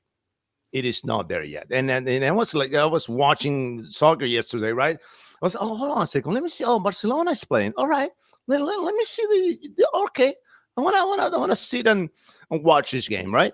And like you said, the gap was big. Mhm. But again, the movements, the tactical positioning, the defensive awareness, I did not see a Champions League quality from either side, from Barcelona and from what was the other team that they were playing against? It was AS Roma. It was AS Roma yesterday. Yeah, Roma. Yeah, Roma. Yes, it was okay. Yeah, Roma. And he left me like wanted to see more. I was expecting more, and I was excited because I wanted to see Putellas playing. And yeah, I was kind of disappointed. I was kind of disappointed with the level shown. I call games national team games for when the Netherlands played. It's a little bit more complete, right, when it comes to national team games, but not at the club level. There's a lot of work to do still. It's a lot of work to do still. Well, and to your point, in the Champions League, just to give folks an idea, league phase yesterday, Barcelona beats AS Roma 4-0. They were a minus 5,000 in the juice boxes, by the way. Ooh. Chelsea beat Paris FC, not PSG, but Paris FC. Paris FC, yes. 4-0. Chelsea was a minus 667. Lyon shut out St. Polten 3-0. Minus 10,000 to Lyon in the juice boxes.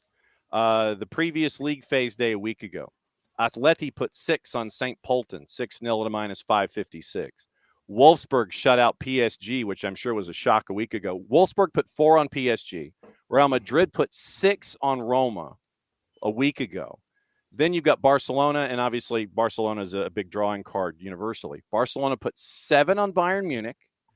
And I'm going back in qualification looking at Manchester United put 3 on Braun. Real Madrid put 3 on Eintracht Frankfurt. Twente put 4 on Katowice. Twente put 4, Katowice in the home and home. Vålerenga put 3 on Ferencváros.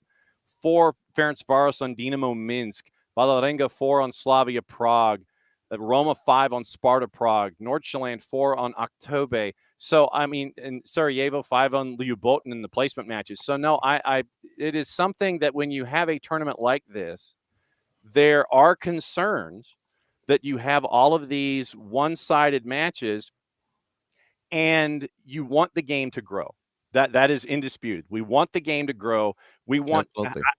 I want the Women's Champions League. I can't wait for the equivalent. I can't wait for the Women's Club World Cup. That's what I want, because then you get the clubs from the United States and the NWSL Nice. That'll be nice. that are attached, and then you can go up against the best of the best on the women's side. That's what I want. I want to see Barcelona going up against Kansas City Current and Timo Shawinga. I want to see him going up against Orlando Pride if it happens soon enough to where you're seeing Marta, Barbara Banda, and Alexia Putellas. That's the kind of stuff that I want to see. And I think the Club World Cup is the way to get in that. But I think in Europe, to your point, right now, you've got that talent gulf that is there.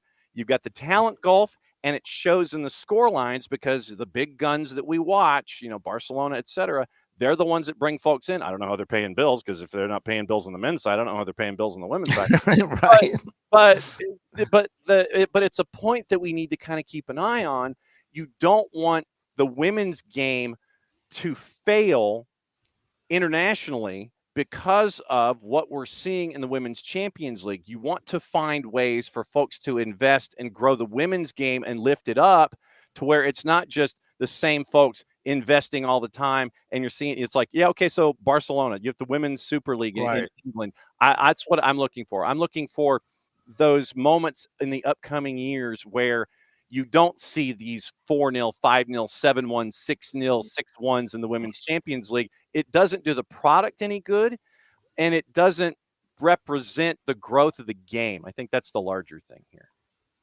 Yeah, absolutely, and that's a fantastic idea to see the World Cup of clubs for the women's and. I'll be nice. And also you mentioned all those teams from the MLS, but also Boca Juniors has a team, they got teams in Brazil. So they can, maybe we can, I don't know, I'm just the thinking out loud here. Maybe we can do the American competition, right? We do teams from Brazil, from the US, from Mexico, and make it happen, right? You've got CONCACAF W right now, and it's going on as a tournament right now, but you're seeing the same kind of talent gulf that we're seeing here. So big, but it's ridiculously big, man. And so that's what, look, if I think we should start working on this. The SDH Hemispheric Championship and include CONMEBOL and CONCACAF. You throw them both together. SDH sponsors it. We air all the games. We run the whole thing, and we do the SDH Hemispheric Extravaganza, where we combine CONMEBOL and CONCACAF, turn it into one tournament, best of the best, and then the Club World Cup and all that kind of stuff. So I think you've come up with new content for it, which is always good. Last topic for you. 3 games in 1 week for Universitario, and you have 3 question marks to match up the possibility of 3 matches. What's going on here? So first off, they moved the game. They postponed the game on the 29th. But on top of that, so the league they didn't have a better idea. Oh, hold on a second. We postponed a game, so we put a game in the middle. So this is how it's going to work, Johnny. Universitario is going to play on the 20th, Monday night. I got that game on Monday night. They're going to play on Thursday night, and they're going to play on Sunday. So they're going to play 3 games in 1 week. So if you just postpone a game, you know what happened with the political situation here in the capital. And how about just like, all right, you know what? They got 2 games in between.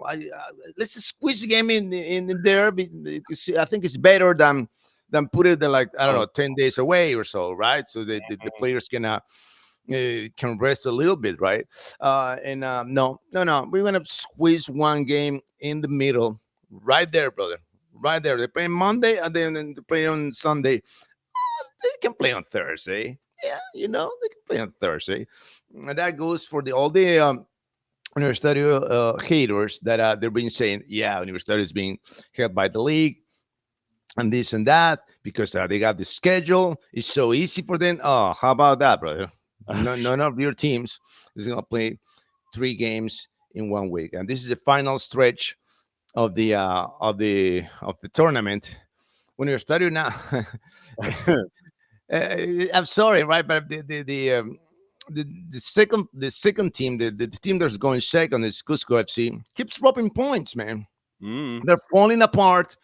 And it's not Universitarios' fault. I mean, you can't win your games. What do you want me to do? You want me to help you? You want me to give you players or something? No, brother. You just got to win your games. You got to fight against me. I mean, win your games, right? And because this is, I mean, Cusco FC has been running almost perfect until the last month.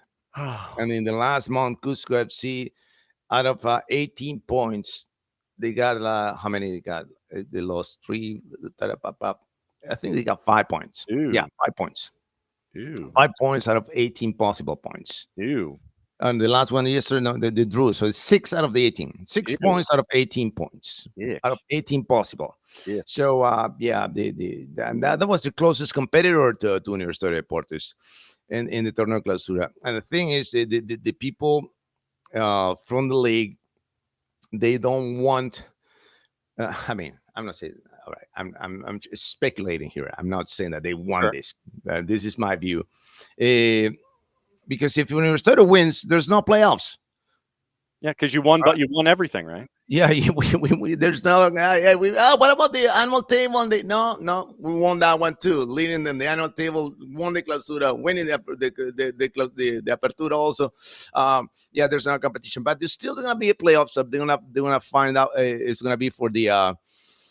Who is Peru 2 in the Copa Libertadores? So there's gonna be a playoff between the second and the second, third, four, and the number 2, number 3, number 4.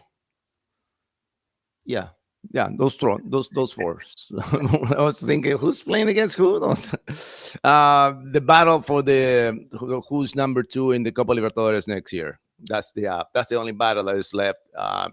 But playoffs, but it's different, right? It's not gonna be a playoff for the championship. It's gonna be a playoff for the second place. Mm-hmm. So good luck selling that, brother. No doubt. So do you have Boston River tomorrow night? No, I don't. I don't have Boston River now, but I got the fans from Kentucky watching the Copa Uruguay last night, and it was awesome. I got Nacional on Saturday.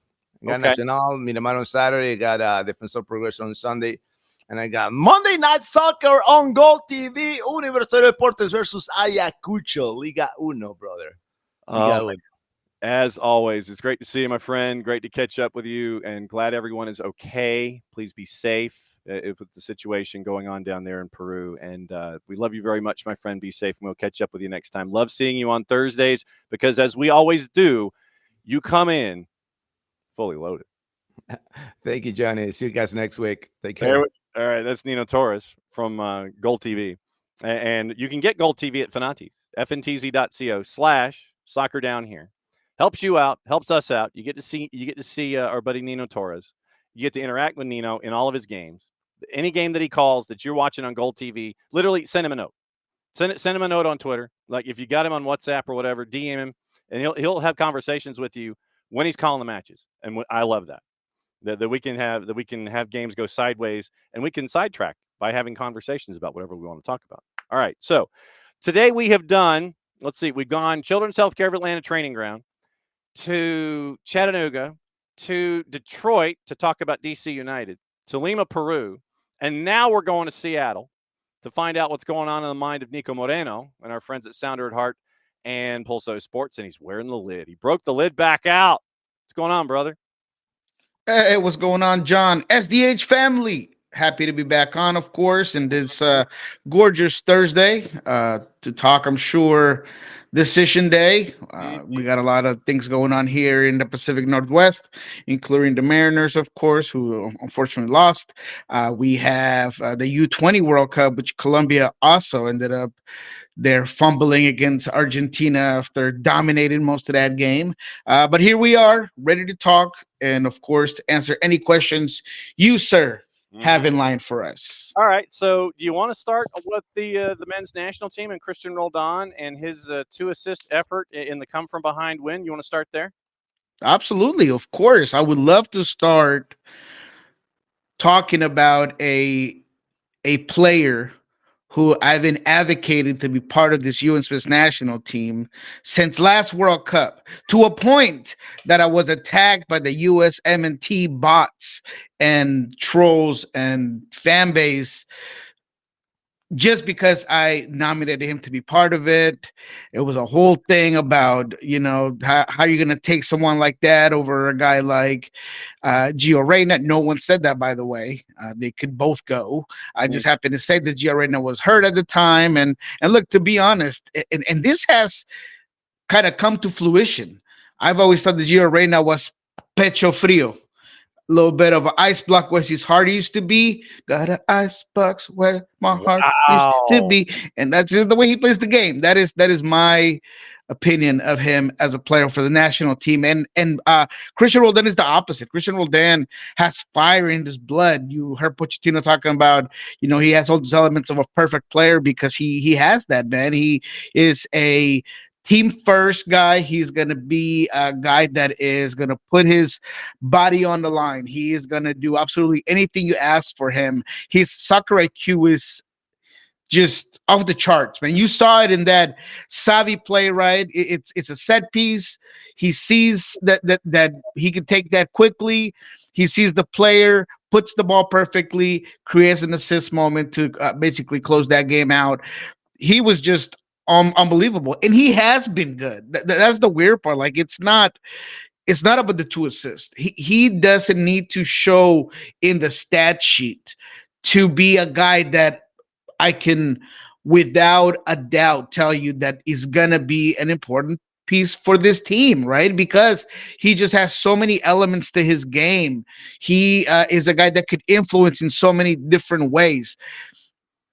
Whenever you have a passer like Christian Roldan, whenever you have a guy that is as defensively sound as Christian Roldan, you are getting someone that, regardless of what the game is giving you, he's going to provide you what you need, right? If you need to hold the lead, if you need to go and chase a goal.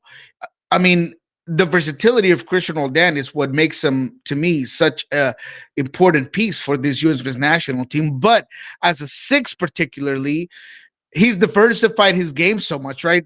He obviously is more than willing to just cover space and win duels and defend. But in transition moments, he is your link-up guy. He's someone that's having breaking through passes. He's someone that is going to make the right runs. He's the guy that's going to occupy spaces. He's the guy that's going to free other players. I mean, the guy is just all time. So I was happy to see him in this game give the U.S. national team fans what they want, and it's just to get on the stat sheet, right? That's because that's always what makes a good or bad player. Can you score a goal, whether you are a defender or a goalkeeper? How many goals does he have? I mean, he's a goalkeeper. Why are you asking about goals, right? The same thing when it comes to Christian Roldan. That is not what he needs to do, but I'm glad that he got on the stat sheet, and I think that he's locked in a spot in the 2026 World Cup. Okay, so let's go back to, you mentioned stats, and I will say this. I will stipulate that you and our Bart Keeler, who is the host of our U.S. soccer show, I know that the 2 of you are going to have a knockdown drag out over Christian Roldan, and if I had the 2 of you on at the same time. And like I said, you bring your information and Bart brings his and thoughts and opinions and stuff. But if I brought the 2 of you together, it would be like matter and antimatter. It would be like one of those explosions, like you had in the promo for Rocky IV, where the 2 gloves come together. Literally, that's what it would be like. Christian Roldan, 76 minutes, 2 assists, 2 big chances created, 2 key passes. Obviously, the 2 assists. Accurate passing, 47 of 53, 89%. Passes in the opposition half, 28 of 34 at 82%.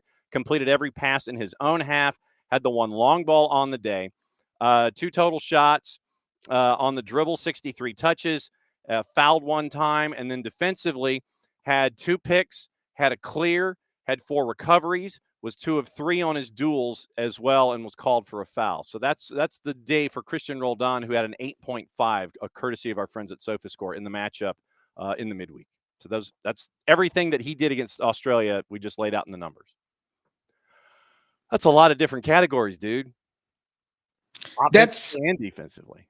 Absolutely. And that's exactly what I mean, right? I mean, when you are able to influence the game in so many aspects and you're as dominant as he was in this particular game, is all good and well. But I am not going to sit here and tell you that the team in front of you doesn't also have to do with how things play out. I think that obviously Australia is not the top of the crop when it comes to being a national team. And I know that people are going to go there. And as someone who debates a lot, I know that I'd rather bring it up rather than them bring it up because I understand it. Yeah. I'm not, tunnel visioned and just saying, look, Roldan was just unbelievable against any team, right? It was Australia, but that doesn't take away from the credit of what he did and the way he did it right? Duels is a thing that Brian Smetzer here with the Sounders preaches every day. That's the way he was raised, for lack of a better word. I mean, I saw Christian Roldan grow into the man that he is today. I used to argue with Siggy Smith about this kid is working and training so hard. Why isn't he getting more play time? And now just to see him become this very complete player who, oh, by the way, I do think that has been shafted, unfortunately, because I do believe that he would have been a player that in the European circuits, whether it's the Eredivisie or La Liga, I think that he would have been a very successful player. He just never really got that chance because it's really hard at times at his position and being moved around as much as he has throughout his career. He's been a winger, he's been an 8, he's been a 6. He's been all over the field. Sometimes you just don't get those sort of spotlights that maybe get you to move on to a European team, but he just has all the tools in his bag to be successful. And now that with the national team in this particular game, he was so good, I could do nothing but just enjoy it and sit back and tell people, I told you so. Yeah, I was going to say, you got nanny, nanny, boo, boo, I told you so, thumbs in the ears and the whole bit, right? Absolutely. And look, I'm also, I understand that, look, Tasman, I mean, that is a behemoth of a man. And the guy looks very good. And I know that you got McKinney, and I know that you got Adams, and I know that you got all these players. But the best thing about Christian Roldan is that he could be whatever you want him to be. He could be a starter right next to McKinney.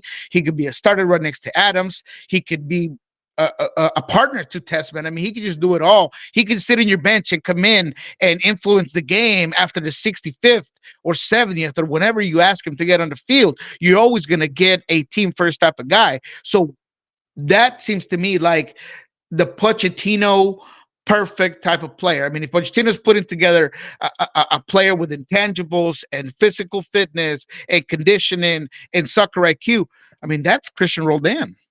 All right, decision day. Seattle is a part of the early batch at 6:12 Eastern time, and it's against NYCFC. Let me check quickly and see if it's which confined converted baseball stadium it's going to be played at here. Hang on, it's at Citi Field. Oh, so home of the New York Mets. Okay, so it's slightly larger, but not all that much. I'd love to know what the regulation size is at Citi Field. With Seattle locked into the 5, you win, you can't touch Minnesota. You lose, Austin can't touch you.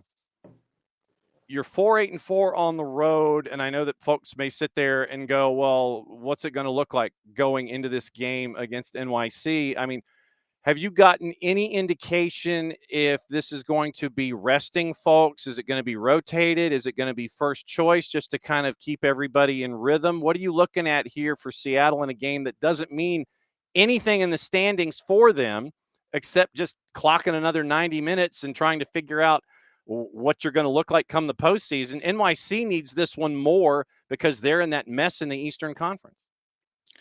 Brian Smetzer is going to put the best starting 11 together for this game. Okay. What does that mean?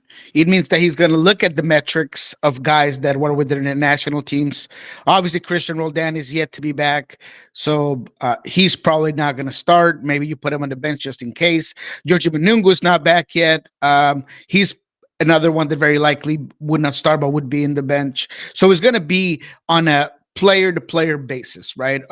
Obed Vargas is a guy that put in a huge shift in that U20 World Cup. He was a guy that was consistently in there, a lot of wear and tear, but he is a younger guy. He is a guy that definitely wants to be out there. If it was up to me, I would start JP and Danny Leyva again, although JP wasn't out there yesterday, which I hope everything's okay. My guess is that he was just doing some work indoors. We'll ask about it. But the reality is that as far as I've been able to see so far, Brian is going to put a very strong team together. And there's guys that, especially in the attacking end, you kind of need to put in there. Albert Rusnak was not available for the last game because of a red card, so he needs to be a starter. Pedro de la Vega, you want to keep him hot.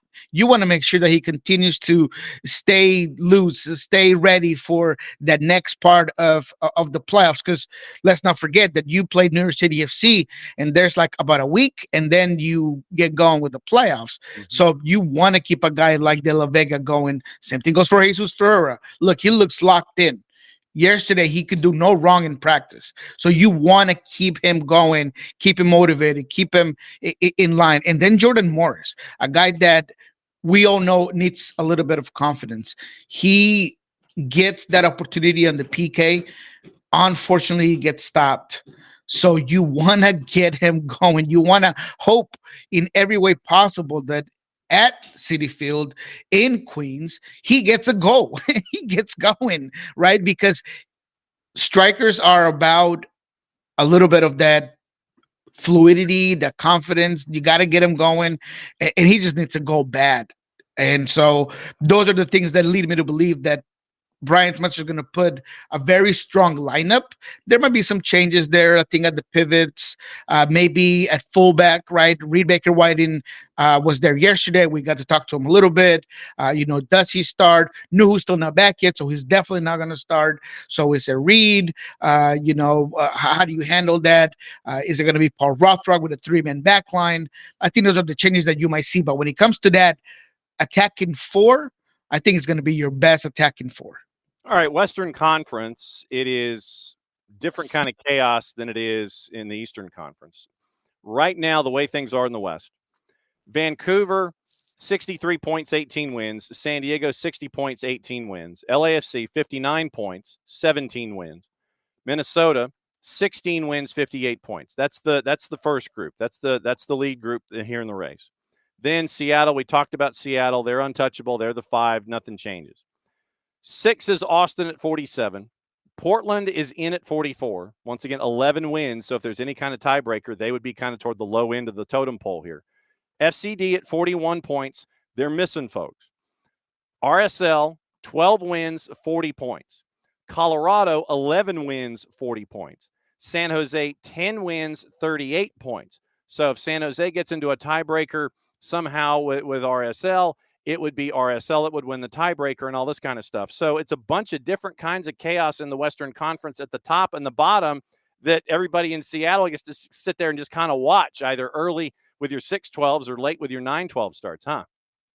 It's going to be fun, especially who's going to get in, right? I mean, at the beginning of the season, I said that San Jose was going to be in.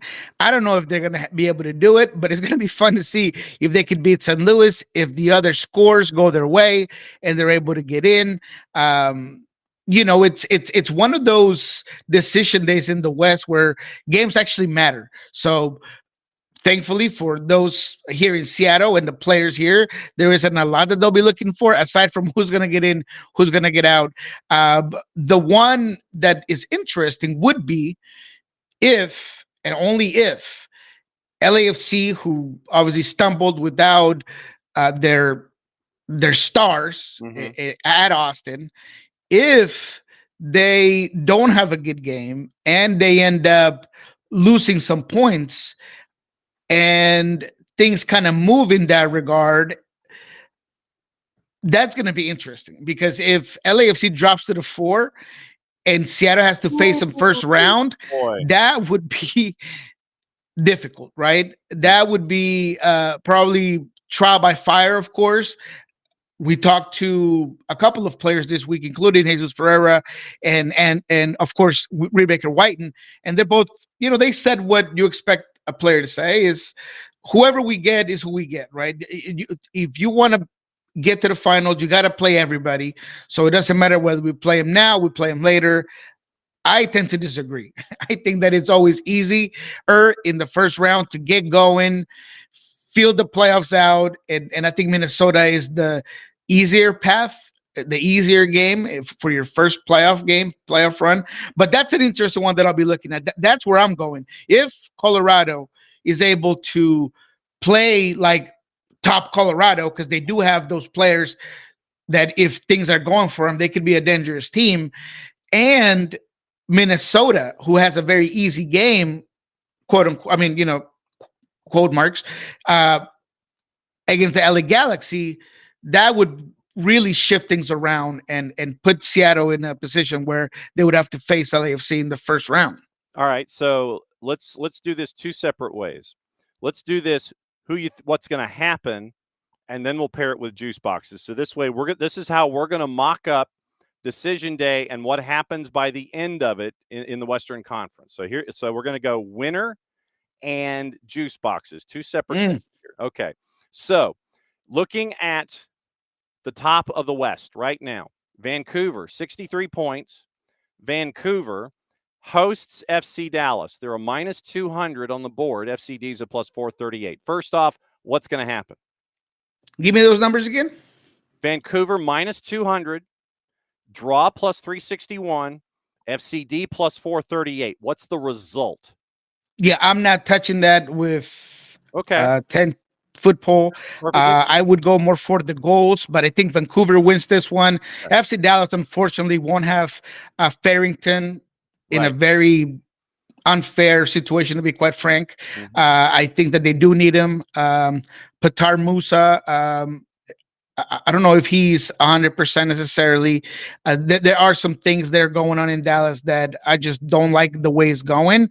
And on the opposite end, Vancouver, with the Thomas Mueller factor, has just turned into a whole other team, man. I mean, I was watching that post game with him and Berhalter, and the way he talks about how sometimes he's got to pinch these guys to get going. He has the right idea. He has become this energy amplifier, this talent amplifier. He is so good on the ball. I'm just very high on Vancouver right now. They have all the right vibes, all the right tools. They're hot at the right time. I believe they have 10 games undefeated in all competitions over the last 10 games, of course. I think they're red hot, so I think they win this game. Okay, so San Diego currently into the weekend is second. Portland at home is a slight underdog at a plus 161. Draws a plus 271. San Diego FC is a plus 145. What is the result in this match? What happens here? I got San Diego winning, and I have them getting right into this one. I think that as much as Portland has gotten a lot better defensively, and they have managed to really find some results at time, I just don't think that they can deal with the high pressure, the high tempo, the speed on the flanks that this San Diego team has. I think Dreyer and Chucky are going to have a baller of a game in this one, and I think that they win it, and they win it comfortably. Okay, so now third into the weekend on decision day is LAFC.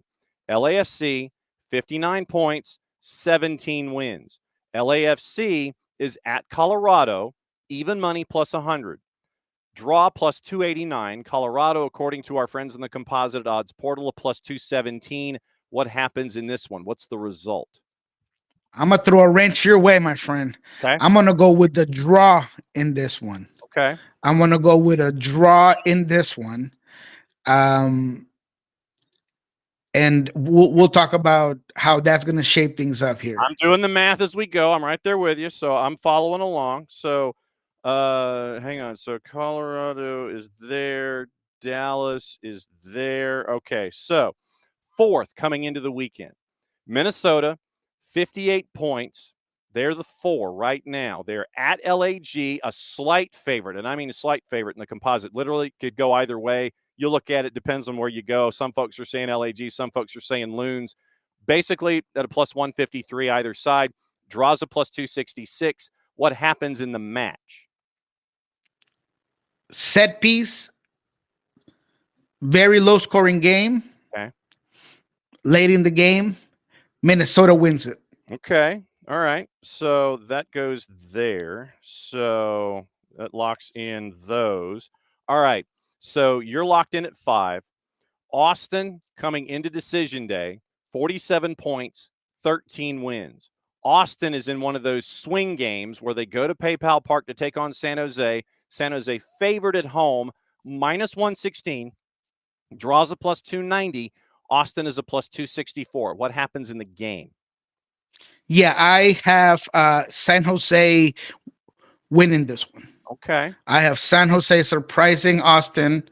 I have San Jose kind of giving themselves a chance there at the end. Ooh, boy, you got mad. And I have this actually as a good, over the 3.5. I think that there's going to be at least 4 goals in this one. All right, so let's take the check the numbers really quickly and check your goals figure. So, like I said, I'm doing the math as we go here, so we'll lay it all out as we are.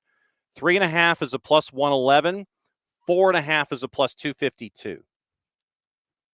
So 3.5, you're on the plus side. You're at a plus 111, so it's a little bit of a marker for you. But 4.5 plus 252. Yeah, I wouldn't go anywhere above the 3.5. Yeah. Okay, so plus 111, you're there. All right, so now coming into decision day, RSL is the 9 at 40 points and 12 wins. RSL at all caps. They are a slight underdog in St. Louis at a plus 161, draw plus 286, all caps a plus 135. What happens in the game? I have San Luis winning that game. I have them spoiling the party. I have them kind of pressing and exposing a little bit of RSL's inability to score. I think that they depend a lot on what Diego Luna does. I know they're going to have, Gozo back, but I think that San Luis is going to find a way with a lot of energy, intensity, pull that game off. It's going to be close, but I got San Luis pulling it off. So here is, and this is where you have to make sure that this goes into the time capsule. This is your breakdown of the Western Conference after decision day. Vancouver at 66 points. They're the top seed. San Diego at 63. Minnesota at 61. They go from the 4 to the 3. LAFC is the 4 at 60 points. Seattle at 52. Remember, they're locked in. Nothing can happen one way or the other. Austin is 6 at 47. Portland is 7 at 44. With RSL and your loss, they're at 40 points. They have the least amount of points of the 4 remaining teams. They're out.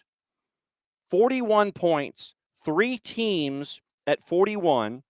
Dallas with 10 wins and 41 points. They're out. Colorado and San Jose are the only 2 left on the board, both at 41 points, both at 11 wins. So you have the current 10 and 11, making it as the 8 and the 9 on decision day. Colorado has the worst goal difference of the 2 unless they fix a -8 going up head-to-head against San Jose. So you've got San Jose as the 8 and Colorado as the 9 on decision day. So your play-in game is Colorado, San Jose for the right to play Vancouver. Vancouver, San Diego, Minnesota, LAFC, Seattle, Austin, Portland, San Jose, and Colorado. That's your rundown for the 8 and the 9 in the Western Conference. So tell me that doesn't sound crazy. Tell me that doesn't sound like some MLS type of stuff. Sometimes with MLS, you got to go a little crazy. And that's, I put in the numbers, I try to figure out the best matchups, but I always leave room for a curveball. Yeah. And that's kind of what I came up with, man. That was a hanger. I mean, literally, that's a hanger in Coors Field in Denver with that one, because you have the way that you have it laid out.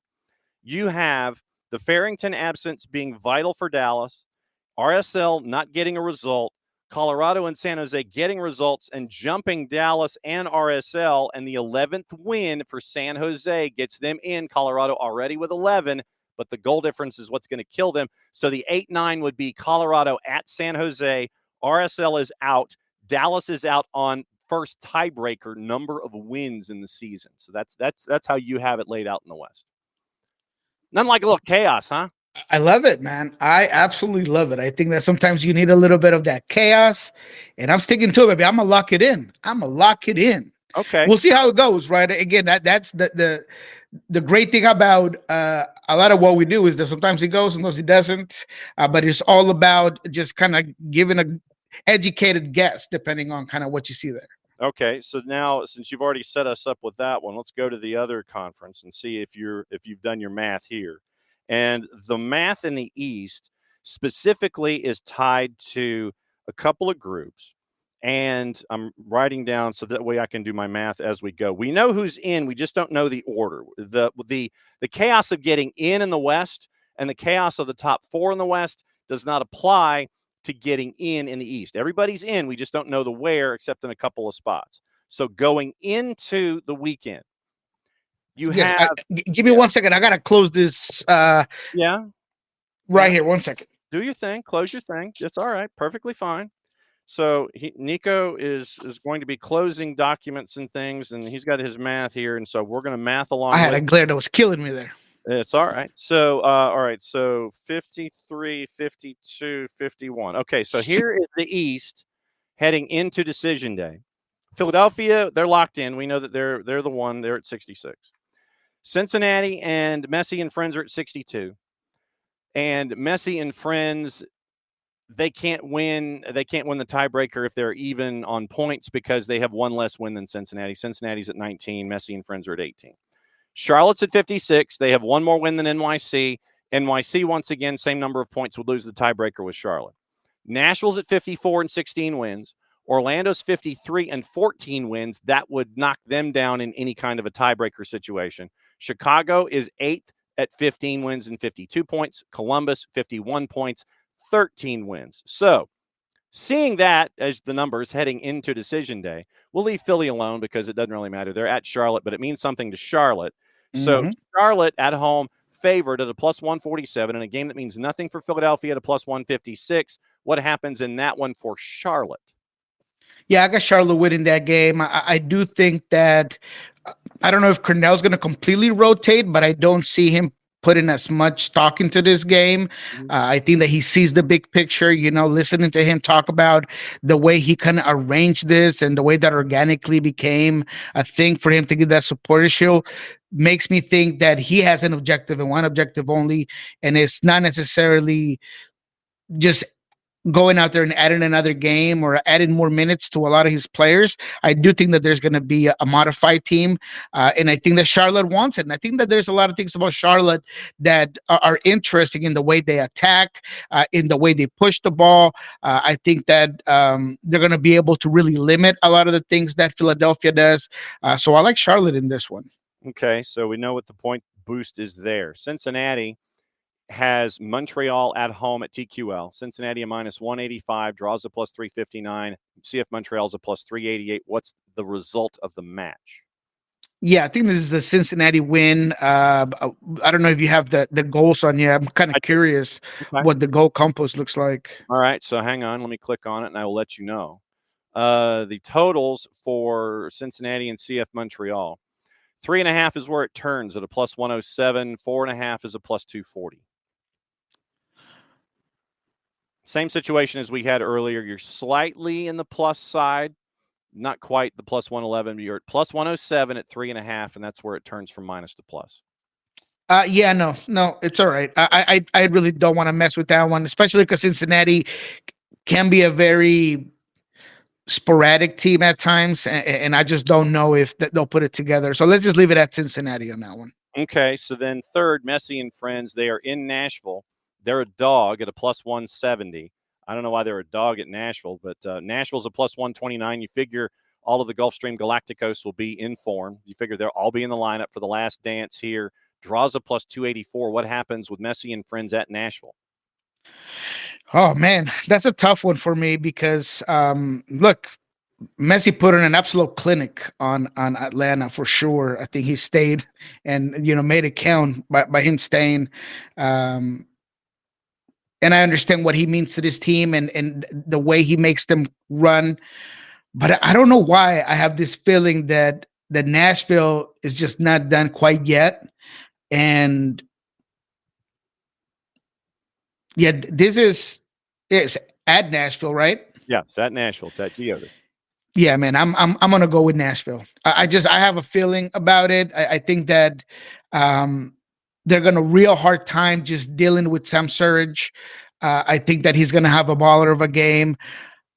Mukhtar is a guy that if you don't find him in the half spaces, he's gonna get absolutely loose. You let him get comfortable, and all those things are, unfortunately for Miami, something that they just can't do. It's not that they don't want to do it. It's just that they just don't have the tools to do it. So for me, I think BJ Callahan is going to put something together where they're going to carve through this inner Miami defense like a knife through a nice turkey dinner. I really do think that is going to be a Nashville game.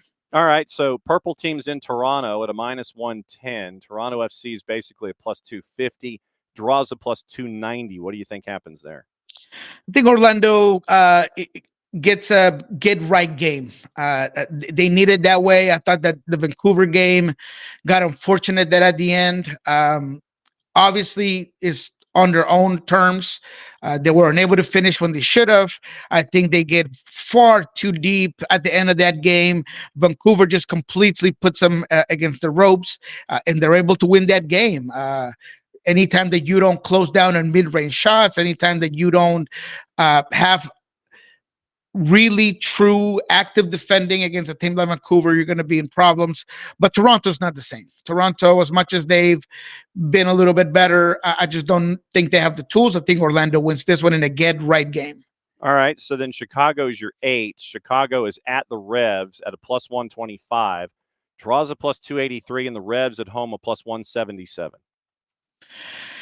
Oh, this was a tough one for me because initially I had it as a draw, but I think that Chicago, looking at all things and what New England has struggled with, Campana, he played some minutes there for Ecuador, but not many. But I just like Chicago better. I think that Chicago is the better collective unit, and I think that Greg Berhalter is going to have these guys ready to go.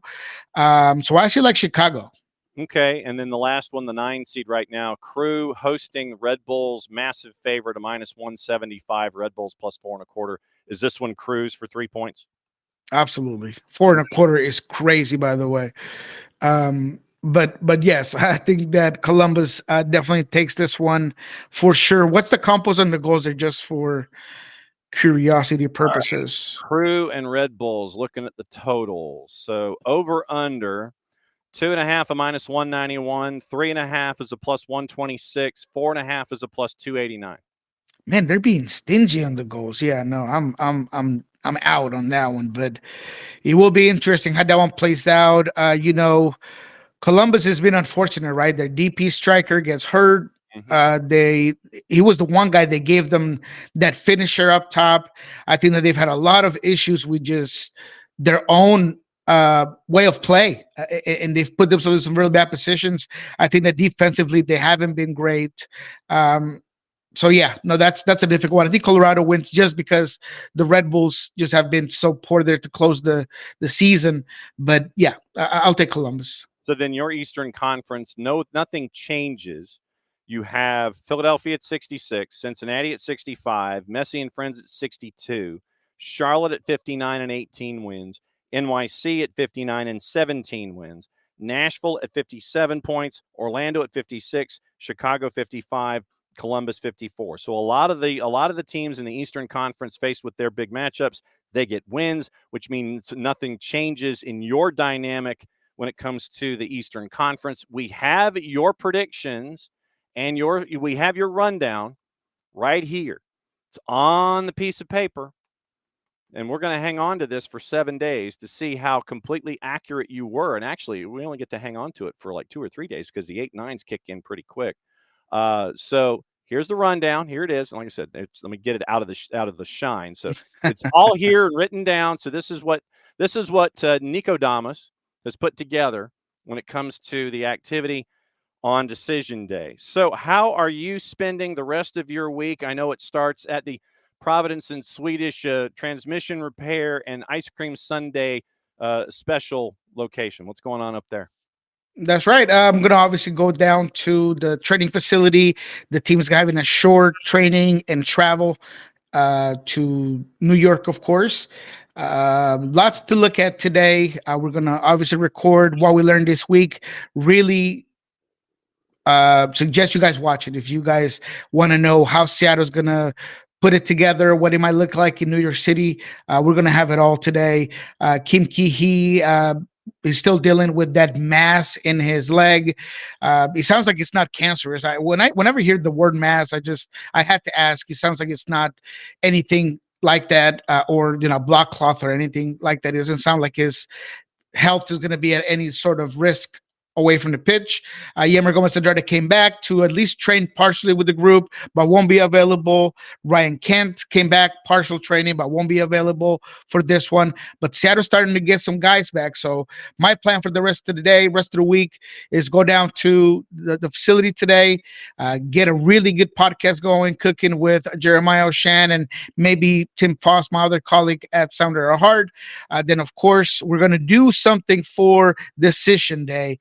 Likely with Lobbin Scorchers. So stay tuned on that. I'm not 100% yet. I'm trying to figure out the wifey thing. I gotta check in the calendar, but I might be doing some things with them there for Decision Day. And then of course on Monday we're gonna have the breakdown of everything that happened and whether or not I look like a dummy or I look brilliant after all these predictions on Monday with Ari Lillenwall on Lobbin Scorchers kickoff. All right. So as promised, we've got everything written down. We're going to hang on to it. We'll go through the 8 and the 9. We'll get everything squared away, all the wild card stuff, and we'll catch back up with you same time next week. Get ready for the playoffs and all the things. As always, my friend, great to see you.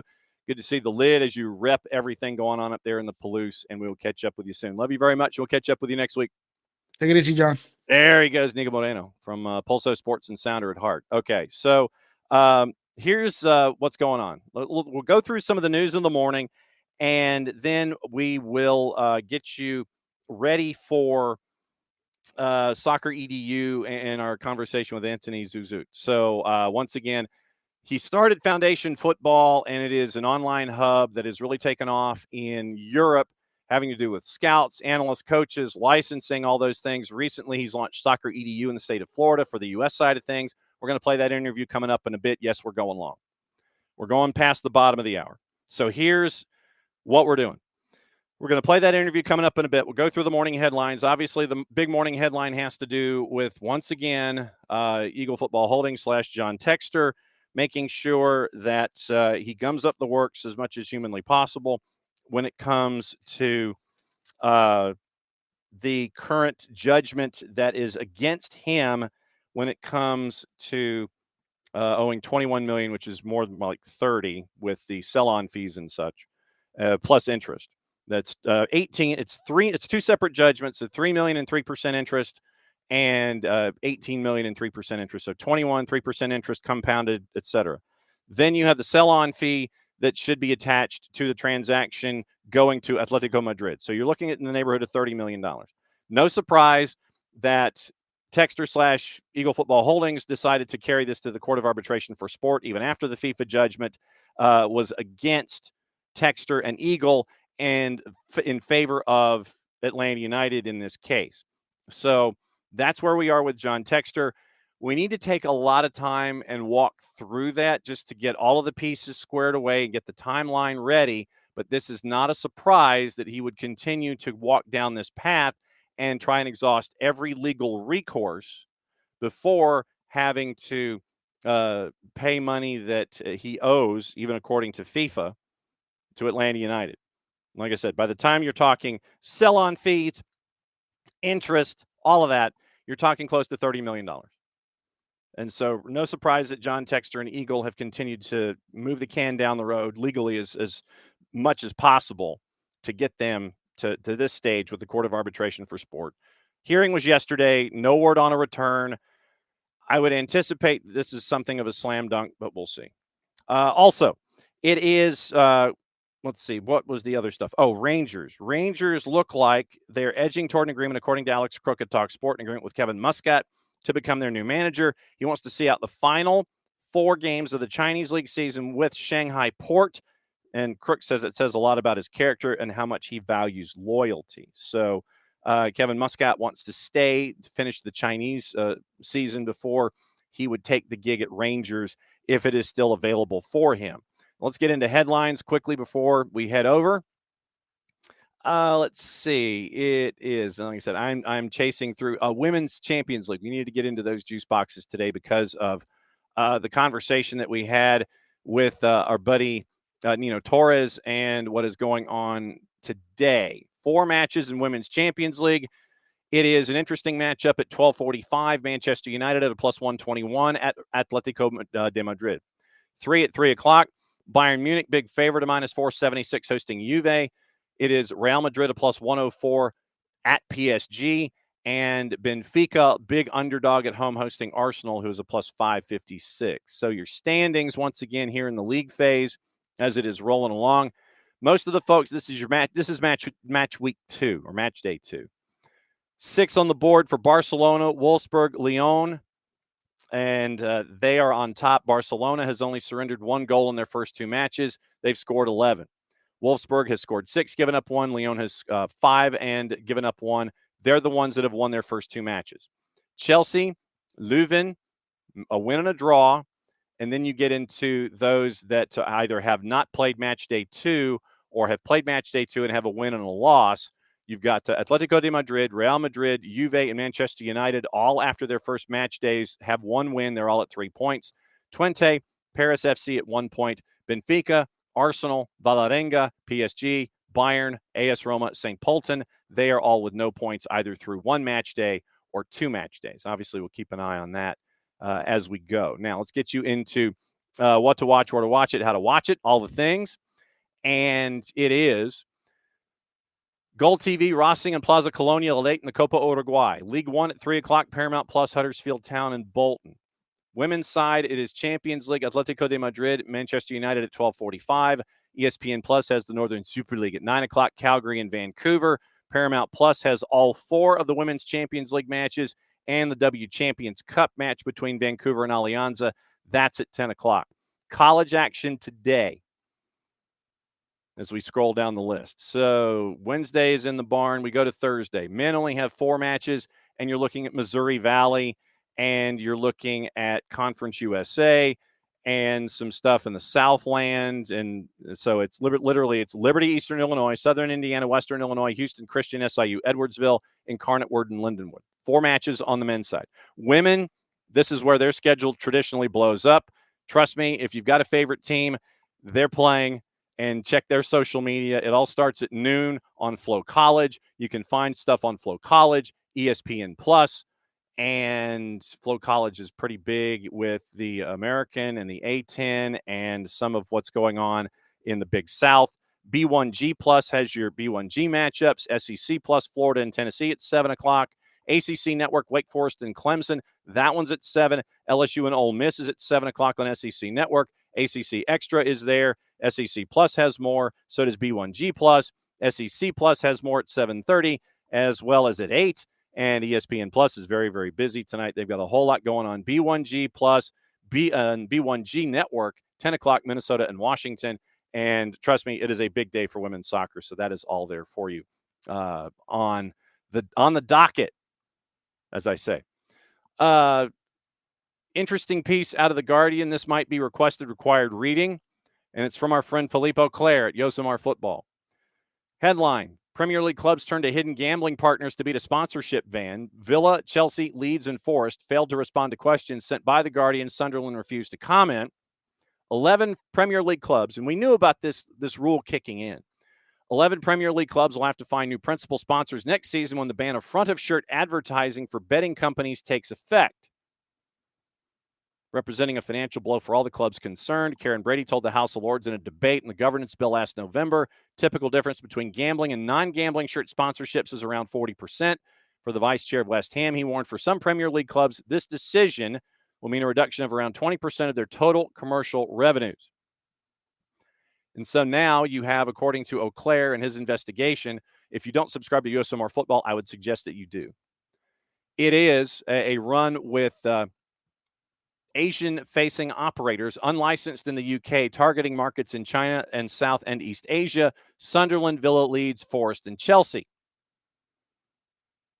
TGP Europe, the Isle of Man-based group registering UK domain names with the Great Britain Gambling Commission, exited the British market after they were hit last May with a £3 million fine for multiple breaches of the anti-money laundering regulations.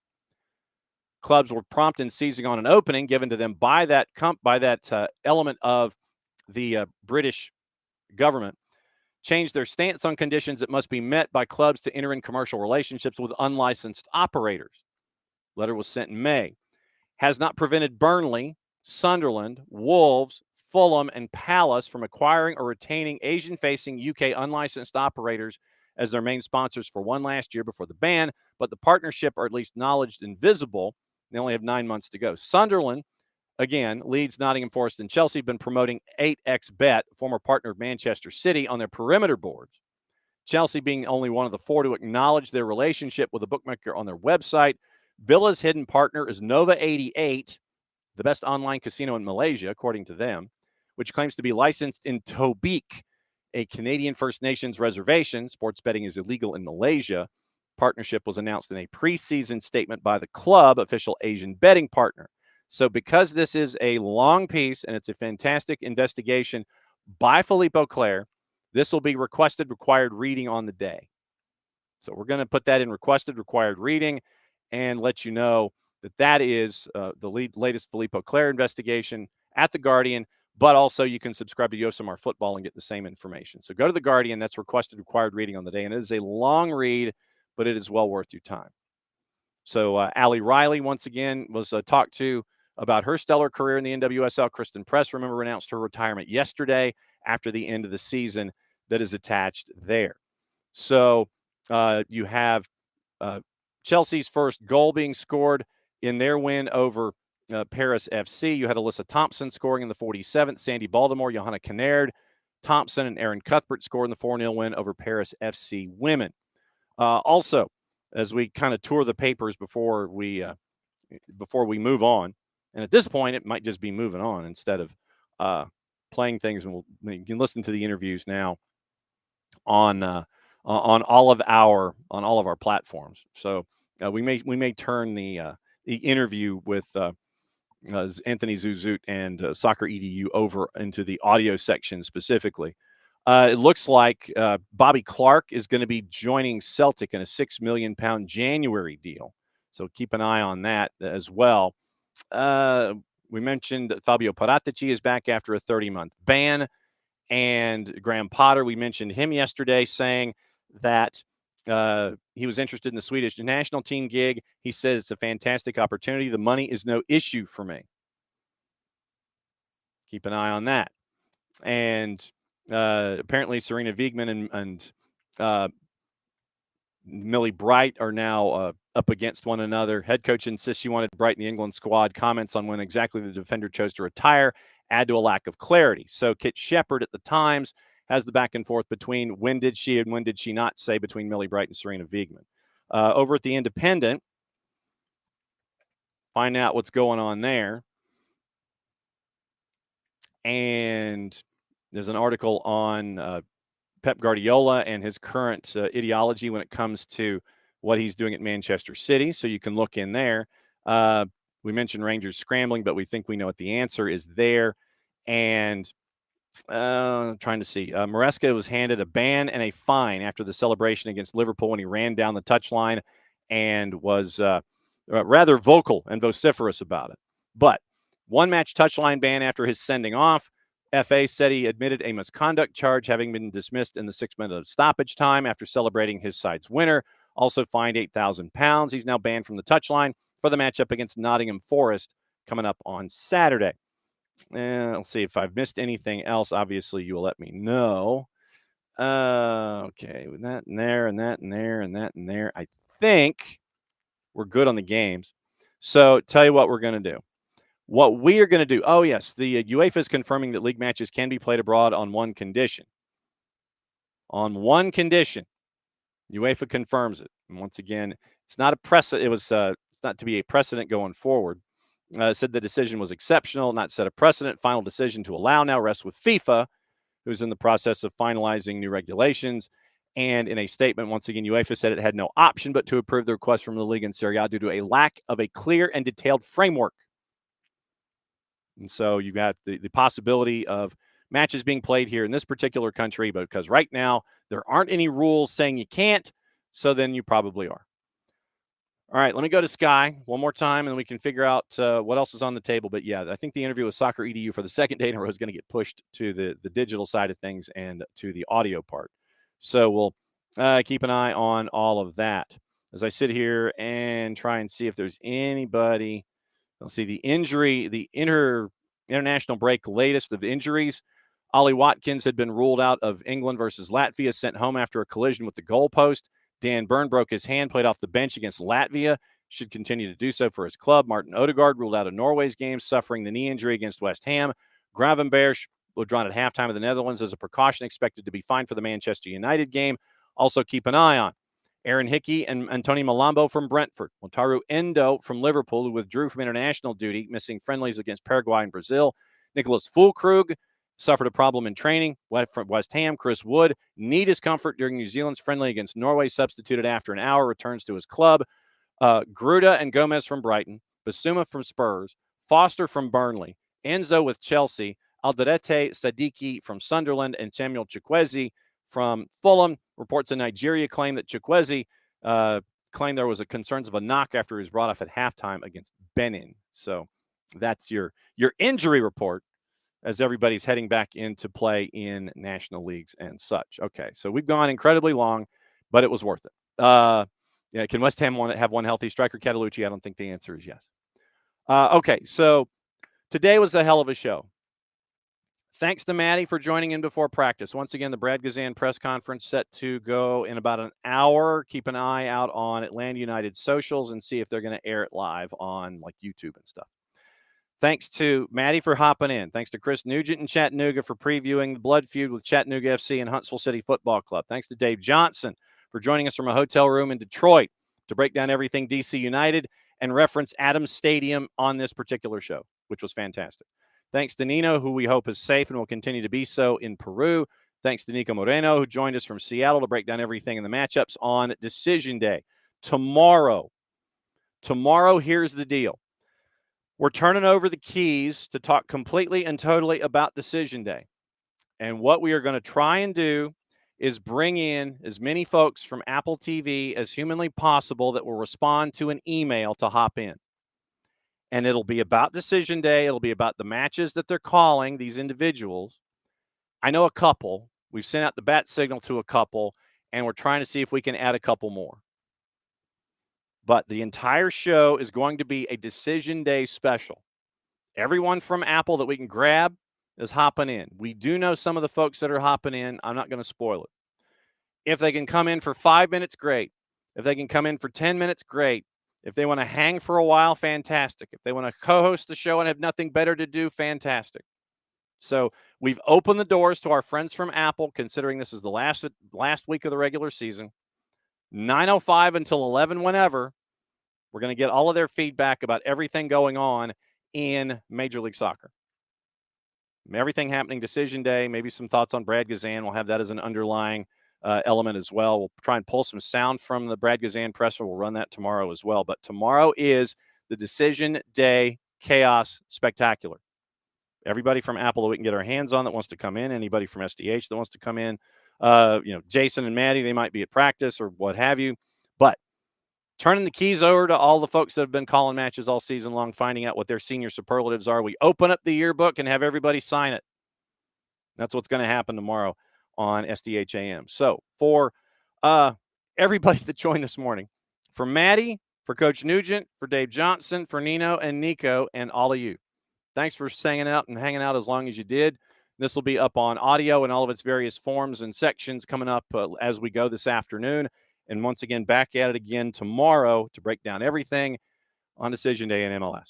And hopefully, once again, keep an eye on what's going on with Cass and John Texter and Eagle Football Holdings, and keep an eye on what we talked about with the Guardian and the Premier League and what's on the front of the jerseys. Your story is at Yosemite Football, and it's also at the Guardian. So for everybody here at SDH, I'm just John. Thanks for coming by. Hell of a Thursday Thoughts. Thanks to all of you guys for coming in. Thanks to Catalucci for being here. Thanks to Alex for being here. Thanks to Derek. And thanks to Kefsey. Thanks to Abby. And thanks to David. And thanks to all of you folks as well. Back at it less than 22 hours. Since it is the end of the show, that means we get to do this. We'll be back at it for Decision Day preps tomorrow. Play it safe, everybody. Mucha plot, y'all. We're out.